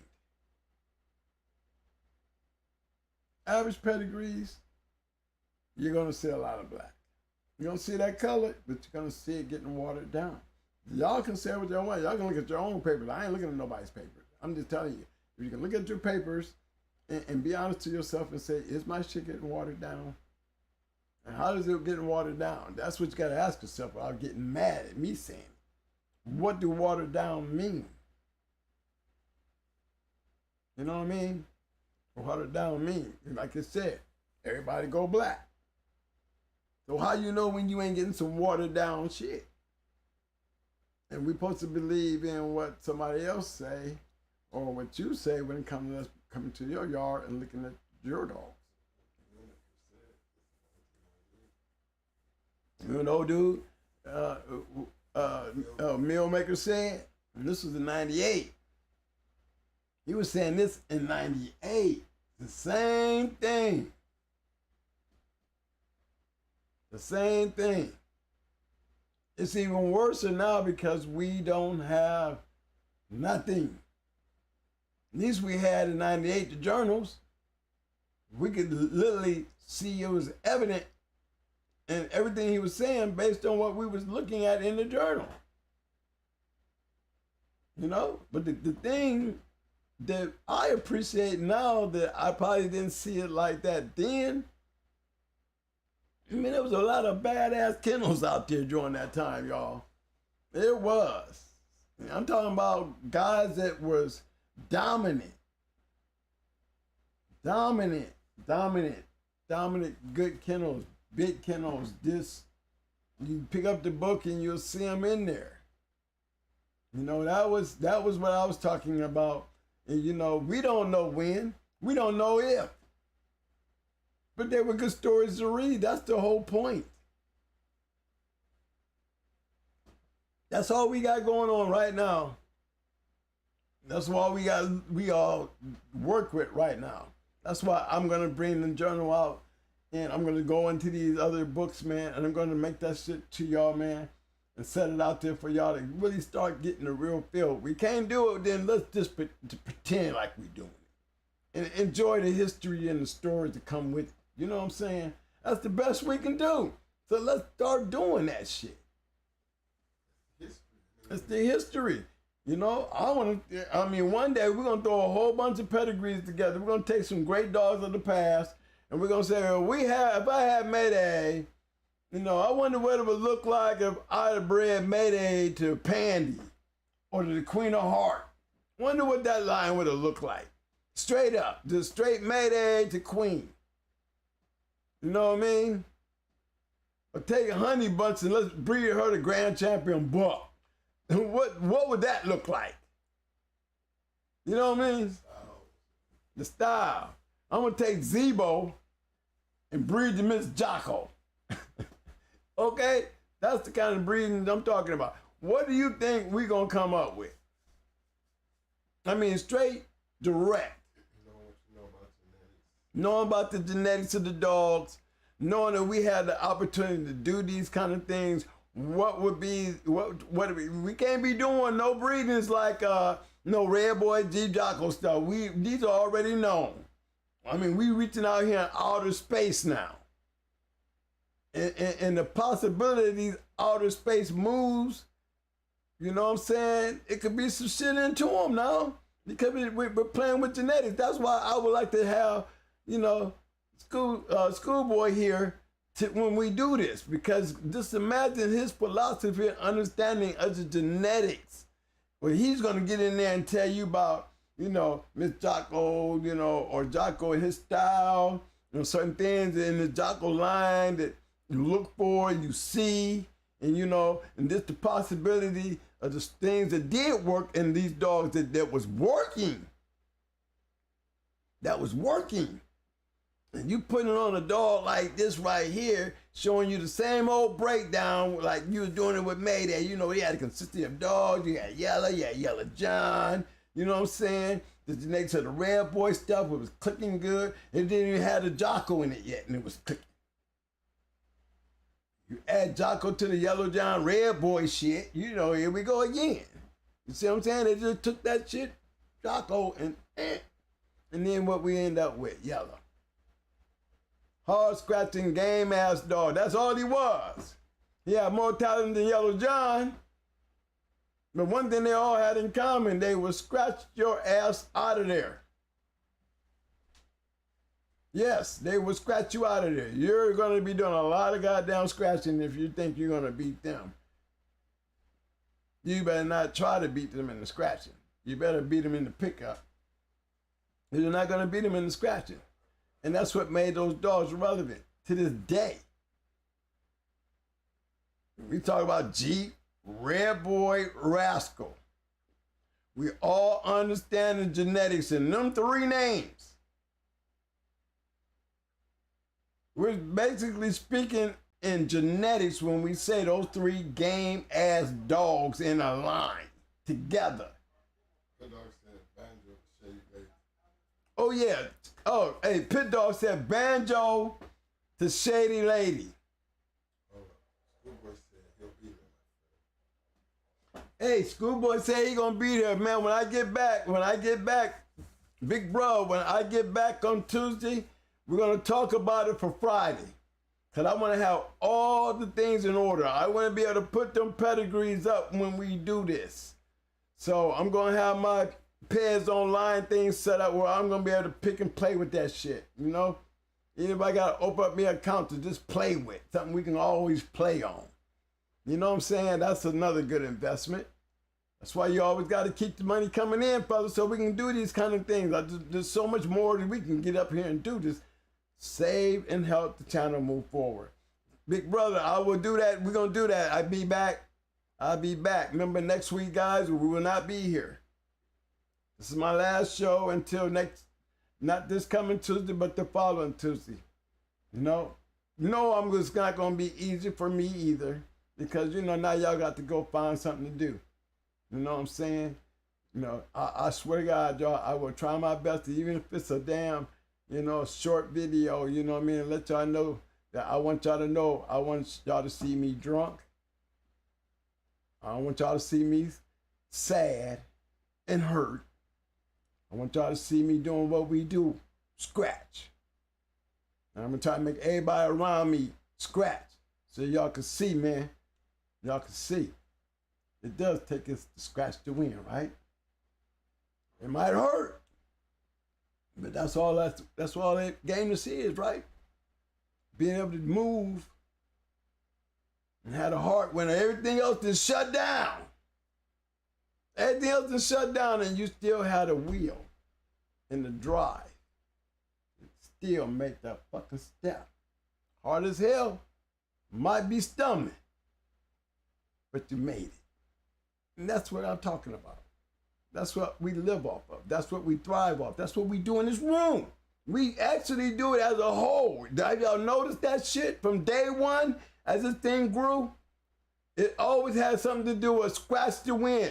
We have our trolls.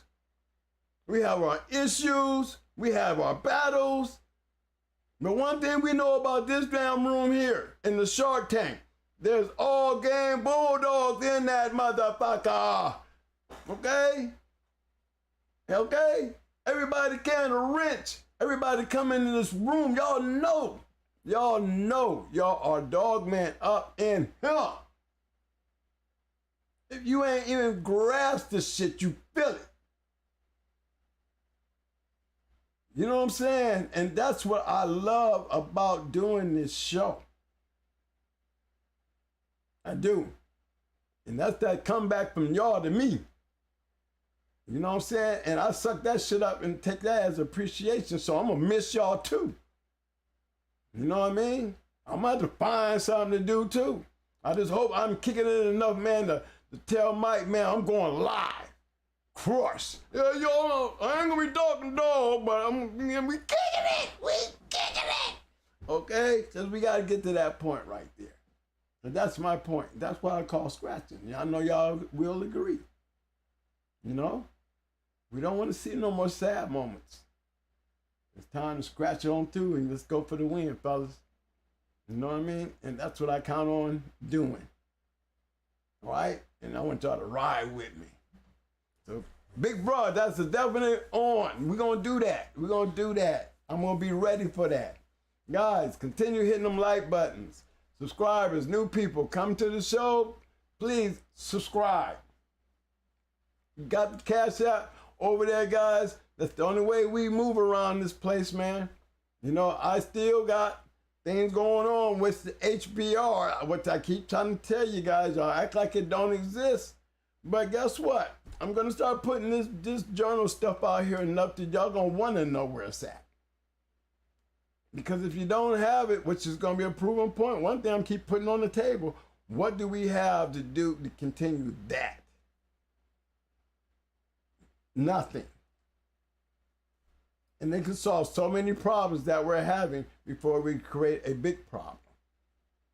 Too much money on the line, too much money being spent on puppies, too much money being spent on breedings, too much money just being passed around in this game with a whole bunch of heat to be ending up getting bullshit or ending up having to start over or not even wanting to do anything because you spent so much damn money on it, you're just gonna cake the name and run for the cash.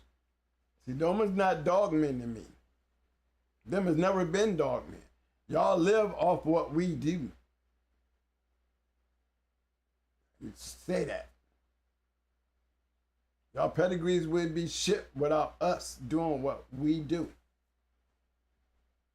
Flat out. We got to keep that right there on the table. So, you know, we're not going to let peddlers, the greed, lose that point. Right? Okay.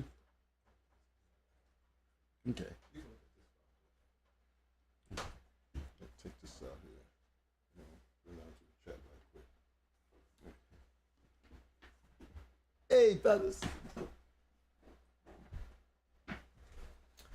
I'm back, fella. I know we finna close out tonight and everything.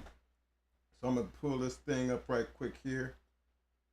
Got one more thing to deal with right quick here. Let me see here.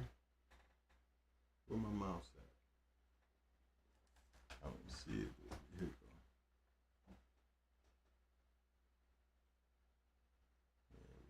Right here. Nope. Right here.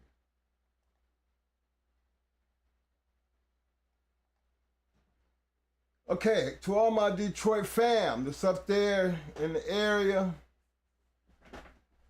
Sunday, we're going to be having a visual for my sister. Okay. If everybody's familiar with the story, you'll know this. It'll be on the corner of Putnam and Randall. That's where the accident and event took its place. You know, and they're going to have a big balloon release on that day. And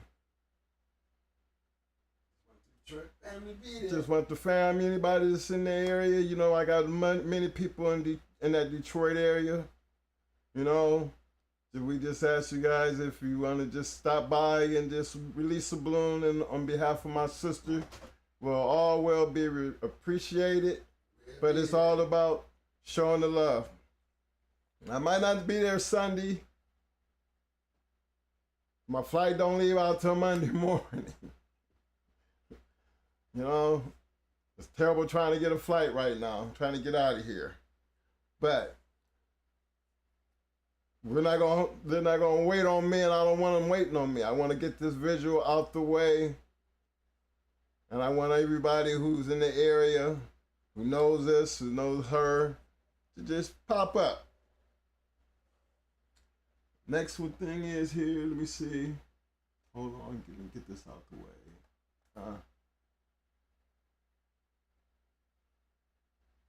Next thing we're gonna have on the 5th, I'll be there for that.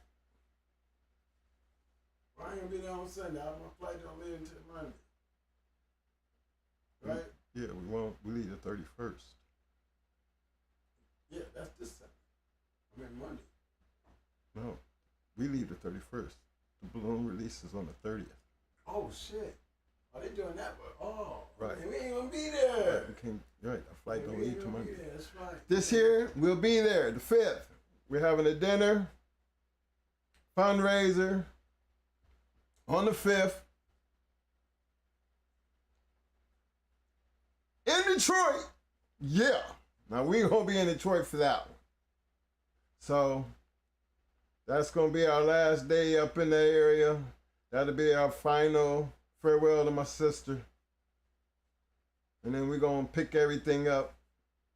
That Tuesday, we be back in town, and, you know, hopefully life get back to normal. which will never be normal. But the love is never going anywhere. But what we're trying to do is celebrate her in death. You know, she was not one of them kind that, you know, we gonna be all sad and everybody, she wasn't, you know, as every picture that you see, she's smiling. Gotta remember, this young lady fought cancer with a smile. You know what I'm saying? Every picture you ever see her in, you're gonna see her smiling. And she had a beautiful smile. She was a beautiful person. And I want to share that with you guys. For those who want to be and pop up and show up, you know, I put it out there just in case. I want to give another shout out to my main man, Hemi James, for the super chat, sir. I know you throw that out there with all the thanks and everything. You've always been a good man, Mr. James. You've always been that guy, you know. So I can't say enough to you and everyone else. Thank you to me is never going to be enough. It's never enough. But one thing I do have that I can give back, and that's us. You know, we got something to offer. You know what I mean? That's why we do what we do. You have to remember why this was even started. My brother's condition has never changed. Actually, it's gotten worse. You know? But every time he sit in his chair, y'all can't tell. You know, he might look a little smaller, getting a little smaller. I mean, some people have noticed. But, I mean, the fact that he still sits in his chair, you know, I mean, that's big for me. Because still, he ain't done, he's still scratching. You know, and why would he do that? Why would I go along with that? You know what I mean? There's a reason why we go along with that. Because we do scratch until the very end. You know? And I'm not picking a date and time. I'm not sitting here waiting on a date and time. You know what I mean? We're going to ride it till the wheels fall off. You know? That's what we do as dog men in this fraternity. Understanding what's involved just to be in a fraternity like this. This is nothing, no game. This is nothing to be playing with. This is your life. This is your family's life. If you don't take this thing serious, like you take death serious, like you take everything else in life serious, you don't have no business doing this. You know what I mean? We speak about the history. You know, my brother still was a casualty when we were doing it. He still ended up doing time. That's a casualty right there. Look at all the dogs we lost. That's a casualty. Ain't nothing to be proud of when it comes down to that. That hurt him like he lost his kids. Losing him to prison, imagine how I was without him. 60-something years together with the same old guy. And that happens. What did I miss? You know? We don't want that for nobody. This is why we sit here and we talk to you about the past. Because our past cannot be y'all's future. We're living in different times. And understanding my future, moving forward, I have to use all the time I have to do what I want to do and enjoy doing. He doing what he doing to enjoy life. My sister's life got cut short behind some stupidity. Senseless. Unexpected. Trying to just enjoy life. So that tells us life is not guaranteed to nobody. So you have to live the best life as you can. So to y'all, I say to y'all, you know, my heart and my family, I mean, I got a big family. You know what I mean? And I make a point to show them this part of my life. Because this part of my life is who I am. And when I can take that part of my life and give it to them at our worstest time, they appreciate that. Because a lot of people gave that didn't have to give. A lot of people show love that don't have to show love. And for people who don't do what we do, they can't but respect that. And that's why I'm giving back to you. Well, I'm telling you this. So as we end this show tonight, and I'm sorry, I'm gonna miss y'all too next week. Me personally, I'm trying to hit the mobile thing. You know what I'm saying? We're gonna still try to talk some dogs. If I can make it happen, Captain, it's gonna happen. You know what I mean? But it's a little different. So I don't want to get y'all hopes up high, you know, and be in one of the moments where I don't want y'all to see me the way I am. You know? So I'm just hoping that everything, you know, turns out right. So we try to keep that part of our life private for us, you know? But taking y'all with us, you know? I'm gonna do it like that, you know, with a smile. So, what I need, I'm at that time part of the show that when I'm up, be like, man, you know, the show tonight was meant on integrity, you know, something that y'all guys have shown me. This is way outside of the dogs. This went on something I was thinking about, and I said, we're gonna do a thing on integrity, and I picked certain things, and then certain things that we always talk to y'all about, and hear it coming from a different time in life, you know, back in the past, but you're still hearing it today because it is important for today even more because integrity, as you notice, when Ozzy said you talked all that stuff and did all that, and then you had the nerve to come and ask me for some money to get home, it was easy to say no. I would think it would be easy. If I was an asshole and talk shit to everybody that came in this room and didn't show y'all love, first of all, I wouldn't have this many people in the room. That's for sure. I wouldn't expect you to give me nothing. That's for sure. But I know I'm a better than that. And y'all prove who y'all are because y'all here. So if we don't protect that part of this game, this is all about tonight. That part of the game, that one word. Remember, there's a whole lot that we spoke on back when we spoke on, you know, the importance of certain things that you had to be in this game. Integrity is just one of them. But as we go down the line, the love of the fraternity, remember, that's what the last thing. The honesty, the loyalty, all that stuff. Remember that whole list? But that integrity sums up that most important part, because without that, the fraternity, the loyalty, the honesty, it don't even matter. The key point is what we do right here, every Tuesday and Friday. Believe in what we're doing. Show everybody that respect and that camaraderie. And we show up on them 2 days to enjoy those moments till we do this. Now, how much loyalty can you get out of that, man? How much love of the fraternity when I see them chats come in there and them super chats and them donations and them prayers. Man, come on. Y'all are proving yourself to me. So it's important for y'all tonight of all nights, considering we're going to be missing 2 days, to give me the love of them. Thumbs up, thumbs up, thumbs up, thumbs up. Yeah, thumbs up, fellas. Muscles, muscles, muscles. Yeah, you see them guns? Yeah, they hid behind the shirt. Wait a minute, let me put these real motherfuckers up there. Oh, they done got flabby as hell, huh? But I need the muscles. And then for my sister tonight, I need roses. I need roses.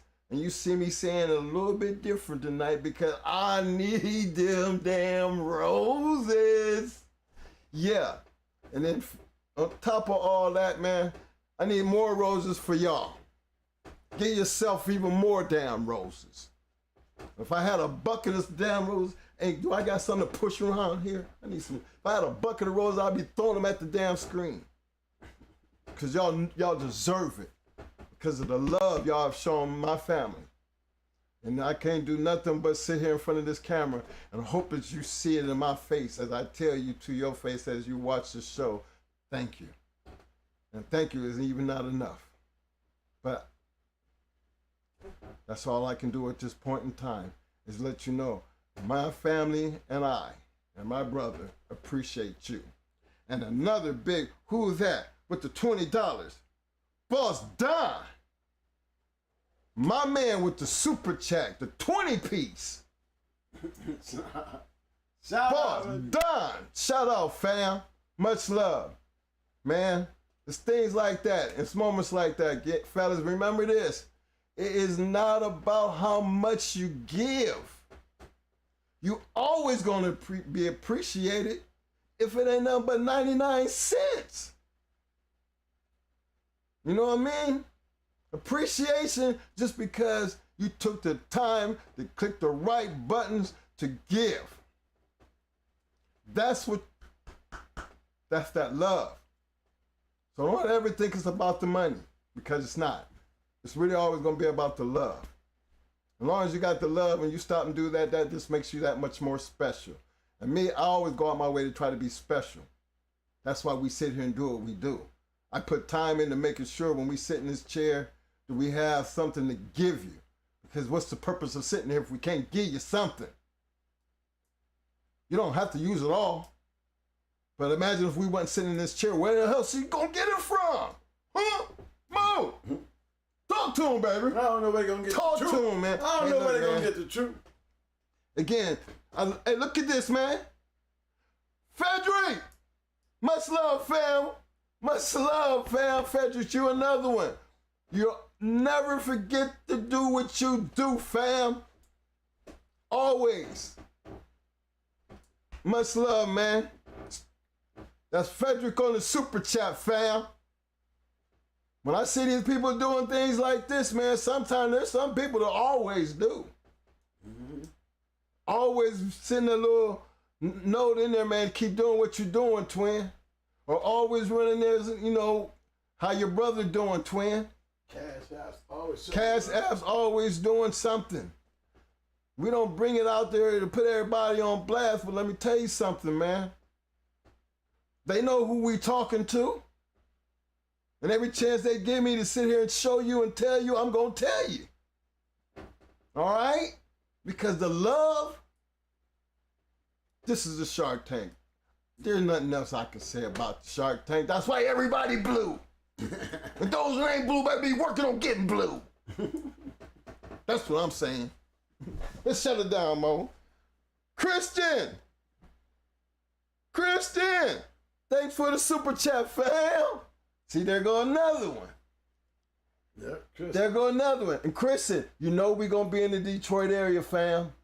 Man, hit me on the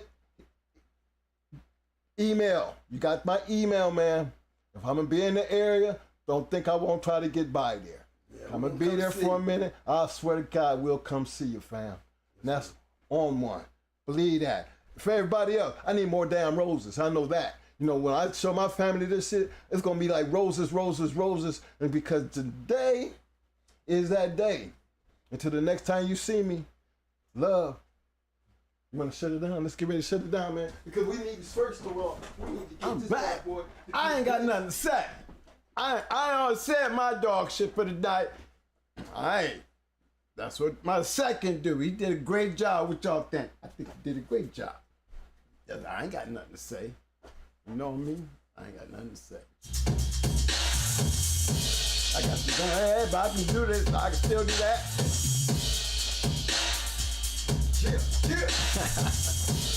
Yeah, fellas, this is our time, man. It's gonna be a long vacation for me. It's gonna be a long, hard one. Yeah, you know what I'm saying? Look, man, this boy wore this Buck stuff right here tonight, man. Hey, we tried.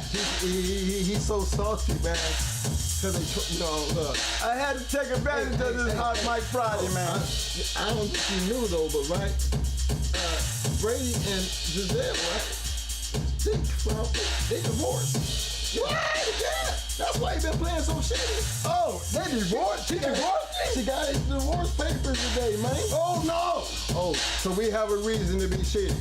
That's all I'm Oh, yeah. I mean, he done lost that badass girl over football. Hey, I know how you feel, though, Tom. I know how you feel, man. I was the same way about my dogs and my girls, man. You know what I'm saying? You win some, you lose yeah, I'm some, telling you, you lost a big one there, buddy. But you know your game is your game, man. I'm trying to ride with my boys, Look, man. I tell you, man, I ain't gonna be mad if you've gone home, man. I don't like losing 4 in a row. Nah, man. I don't do that 4 in a row. I jump ship on. I jump ship on the kennel. We lose 4 in a row. 4 in a row, man. Kennel, I'm ready to change the name.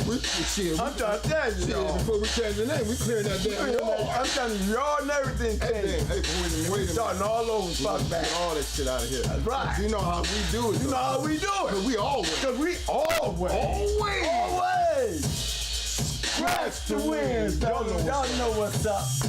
Love y'all, fellas. See y'all, yeah. fellas. While I crank this.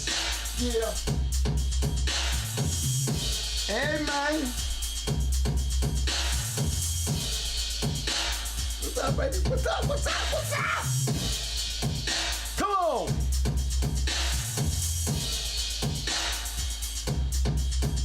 Come on. Yes, right, fellas.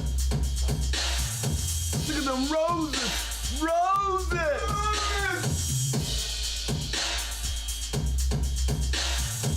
My family gonna be sitting up there looking at this show. And all they gonna say is, them damn twins and they crews, they carry big numbers all the damn time. Them crews be the truth. Yes, they do. Yes, they do. One love, fam. One love, fellas. Always up to something. Yes, sir. Come on.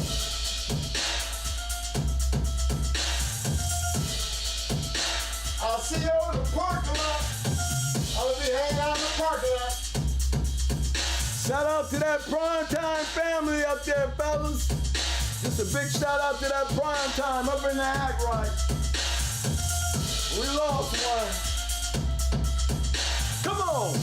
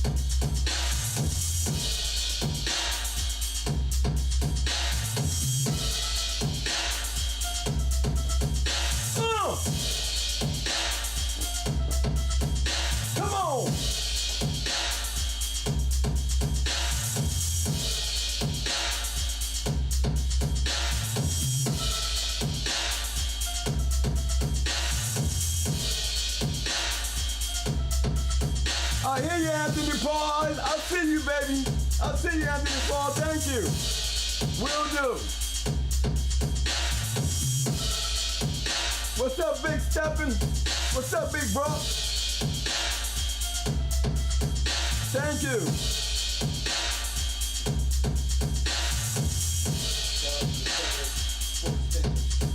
I hear you, Marquez B.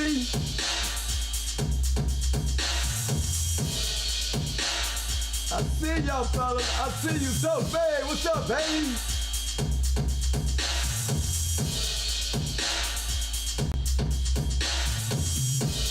Thank you, Mr. Garcia, always, sir. Thank you. Come on.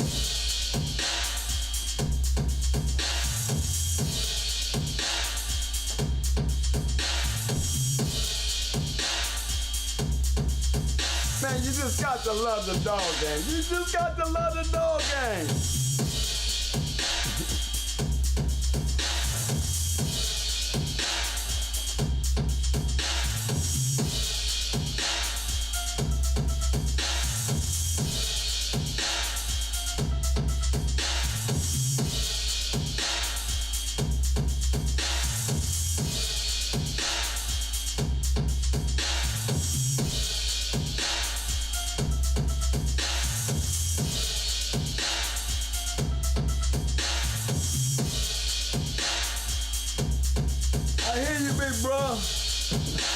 I see you. I see you. Big bro say he just got all work, Mike.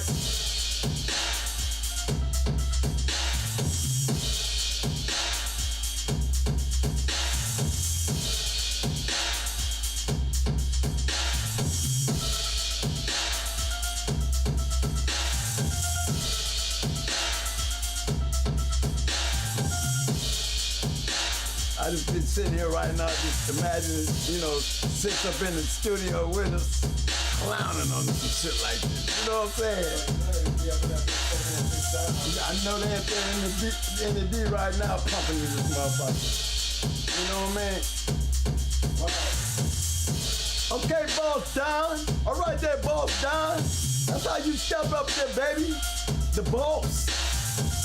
That's bullshit right there. That's bullshit. That's bullshit right there. Come on.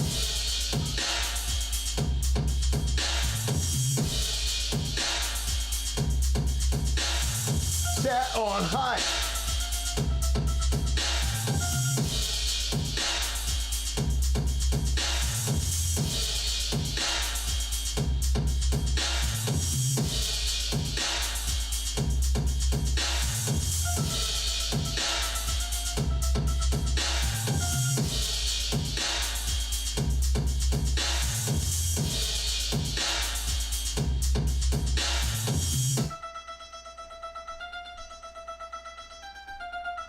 That's some James Brown shit. You know how you just bring it back in and smash. Ow! Come on. Yeah, man, I'll be out there in a motherfucking football field full of people, man, pumping up the goddamn crowd. What? Man, we need to get together and get me in a football field with y'all. A park. I don't care where it's at. I just want to come where there's a bunch of us out there.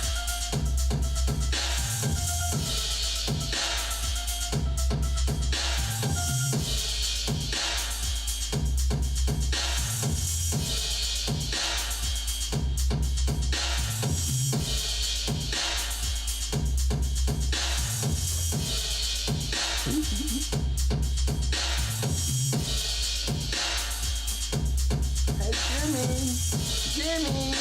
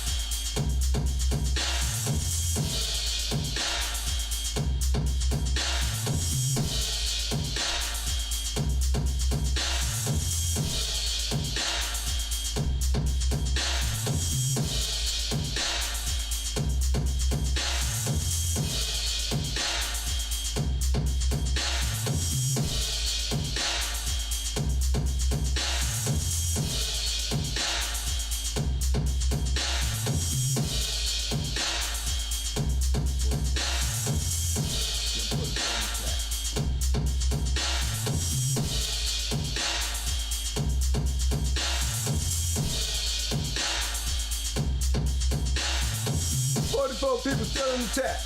44 people still in the chat. That's 44 needs a breakdown. We need a breakdown. Let's get them 44 breakdown. Come on.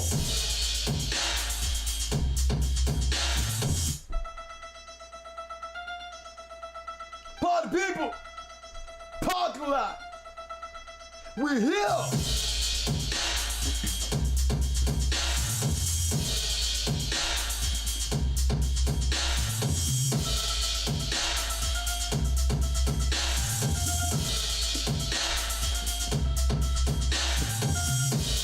Break it down some things. Brown shit tonight. Y'all look, I ain't throwing some Chuck Brown up on this thing.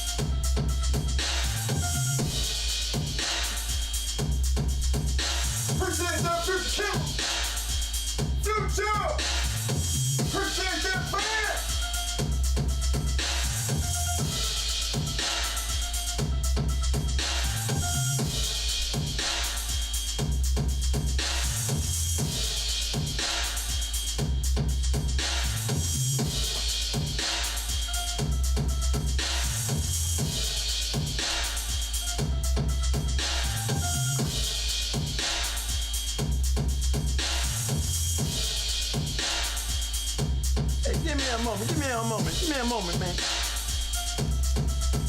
Come on. Give me a moment, man.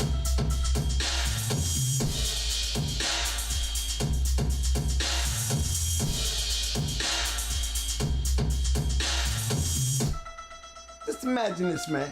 I'm at the scale. I done weighed in. I done already took my bath. You know what's up next. Come on. Y'all know what's up next. Yes, sir. Drama.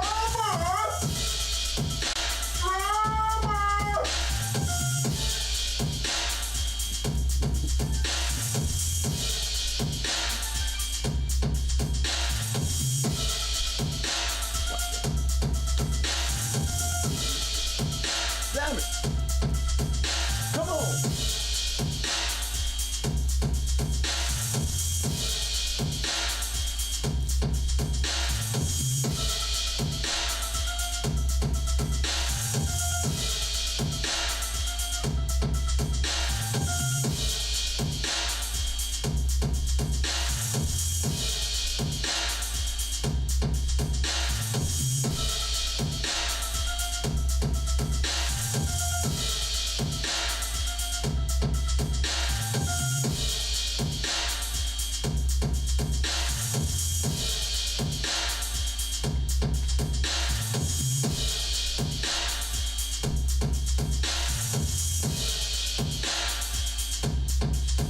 All right. Come on.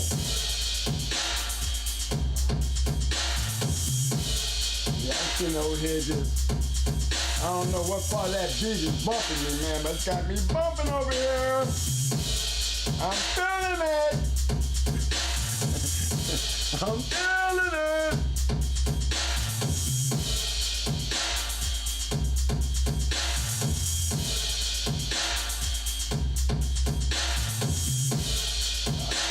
I'm thinking about Ozzy sitting over there,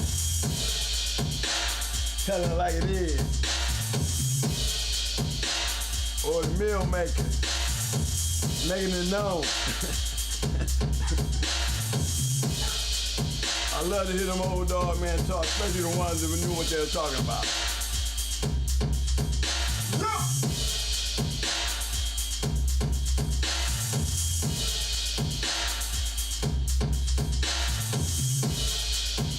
He literally told you how he whooping your ass. He literally sit there and tell you what they doing to win. Supreme excellence in the house. What's up, Supreme? What's up, fam?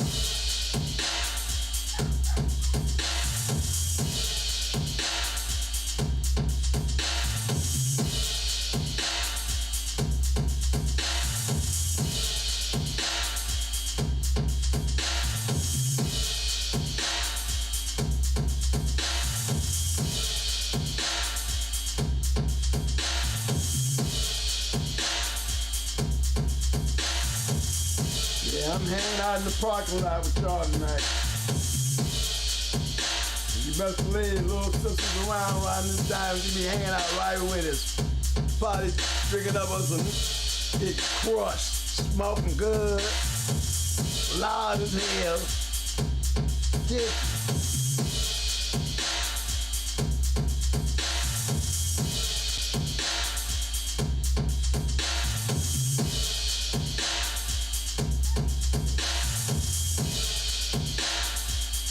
gotta get that wild man on. I wanna catch that. We still wild. We only down one man. We only down one man. That's all. We only down one. We still got a crew.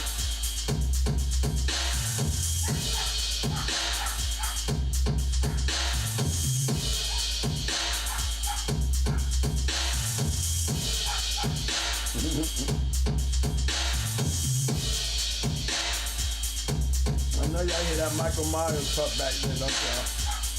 Yeah, that's a Michael Myers pup y'all hear making all that damn noise. Yes, sir. House dog. We just said it's your house dog.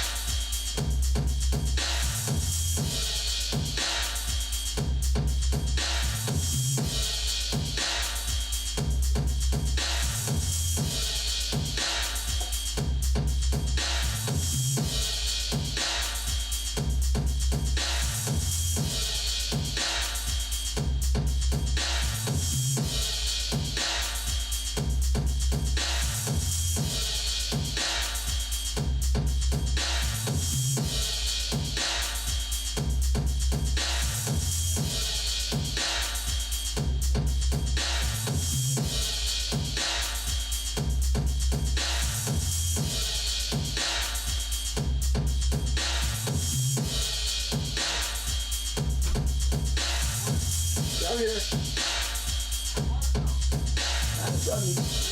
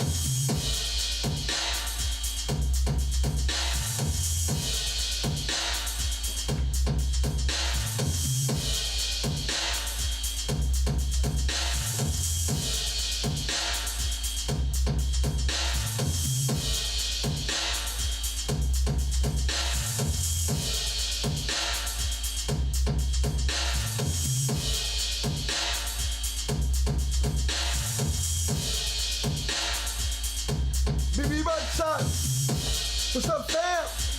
Appreciate the love, bro.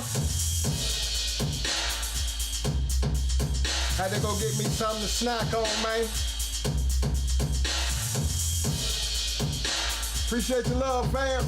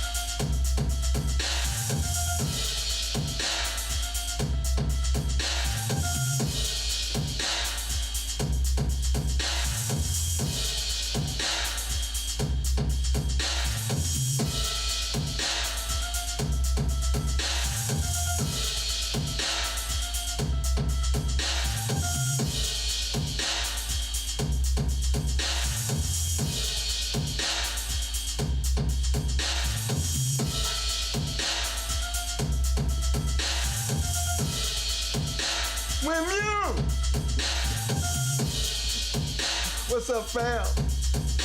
I'm trying to get a hold of Thomas. What's up, man? Who the hell? What the hell I missed?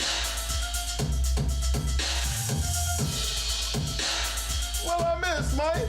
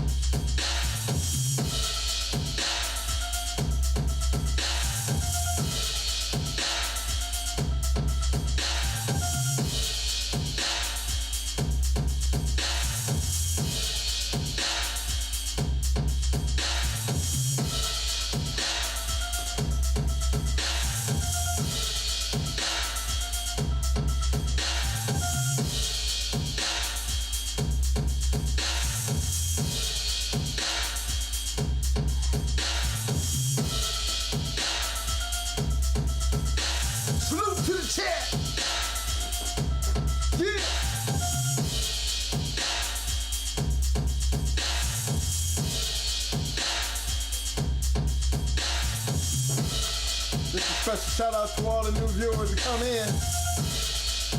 Y'all don't forget to hit those like buttons. Don't forget to hit those like buttons.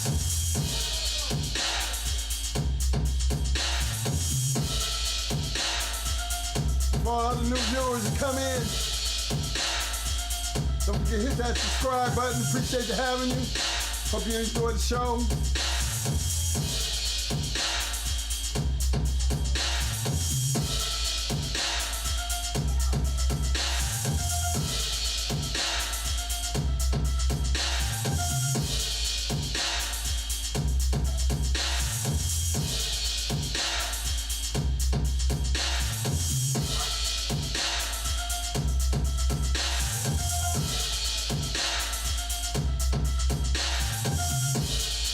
Never did the live mobile thing, ever felt it, so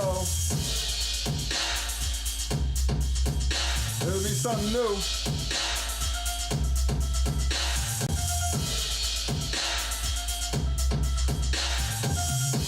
Gonna feel kind of funny not having the Tuesday and Friday night show.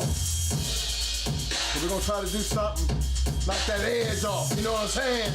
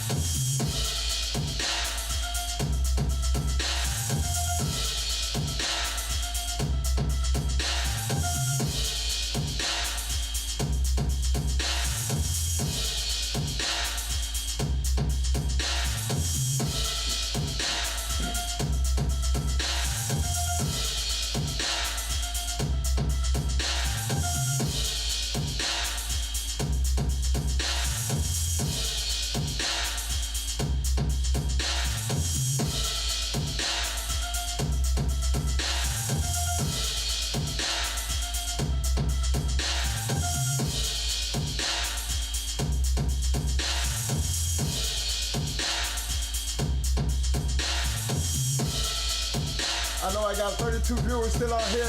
Look, fellas, do me a favor. Y'all run out there and hit that like button. I see I got 96 likes. I just want to at least see 100 before I close it down tonight. Y'all don't forget to hit that like button. You know, that's that button with the thumbs up. It don't cost you nothing, it's free. Get a chance to stop by there, man. Just run out there and hit it. I just did 4. Just 4 because it looks better at 196. Come on, man.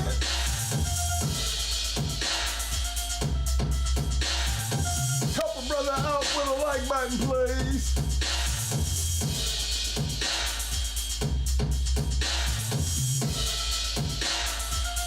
Oh, yeah.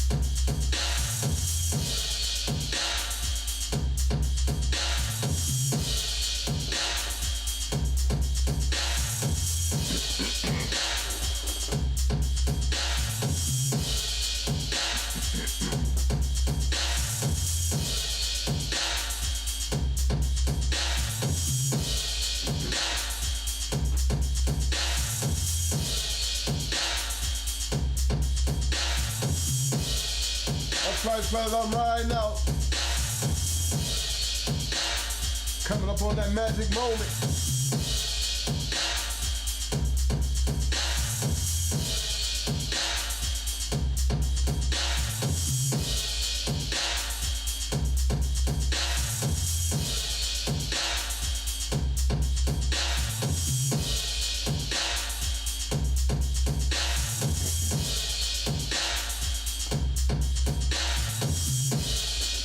Hey, I'll rock it out till the wheels fall off.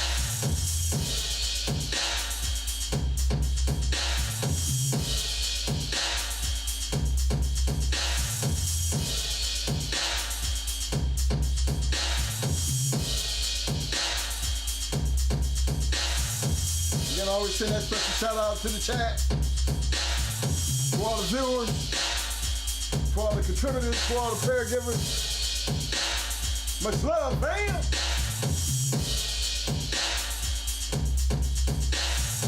Again, y'all don't forget to hit those like buttons on your way in and on your way out if you haven't done so.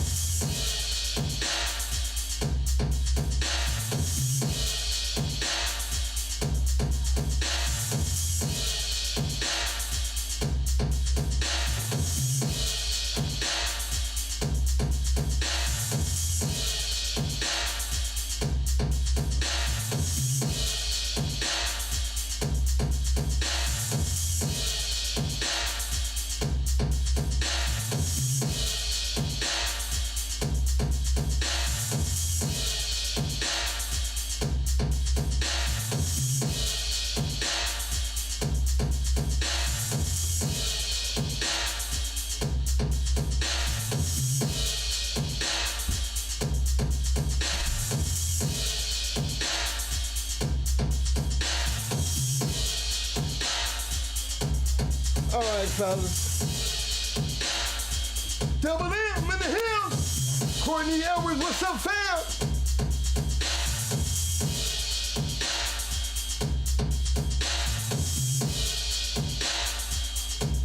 You know what's up, fam? Appreciate y'all. Appreciate all the love.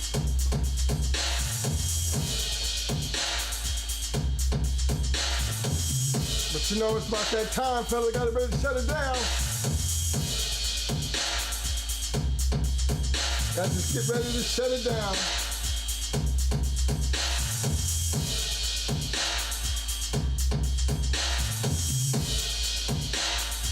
Again, we can't make no promises for next Tuesday and Friday.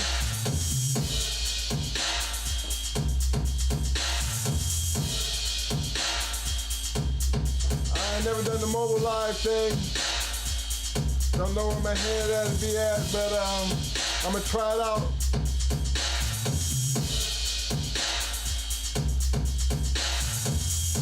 So we can do something on the road while we out here to keep that love alive. But either way, tonight's show is all about integrity of the game.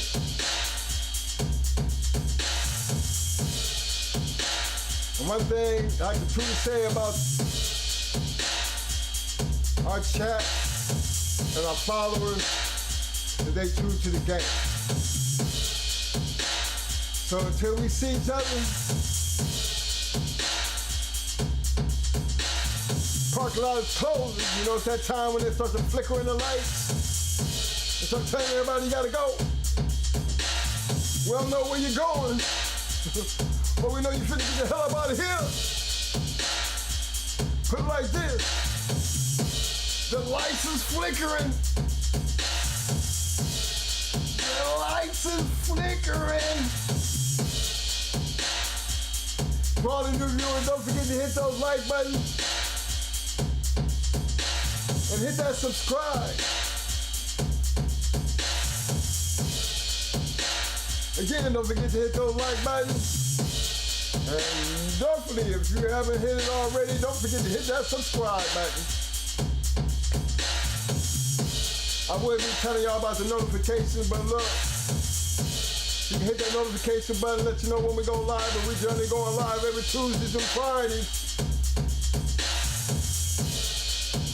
So until then, I'm gonna rock out with you like this.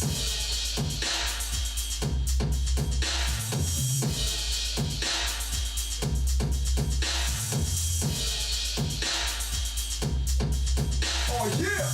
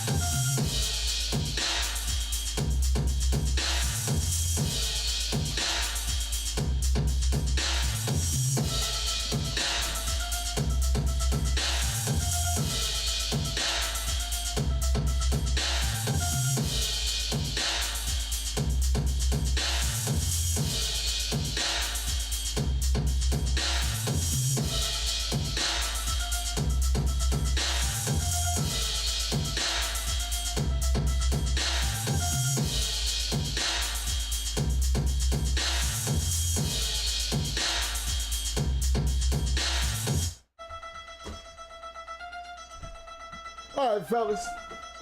Until the next time. Peace. Love. I'm out. Stay safe. Enjoy your weekend.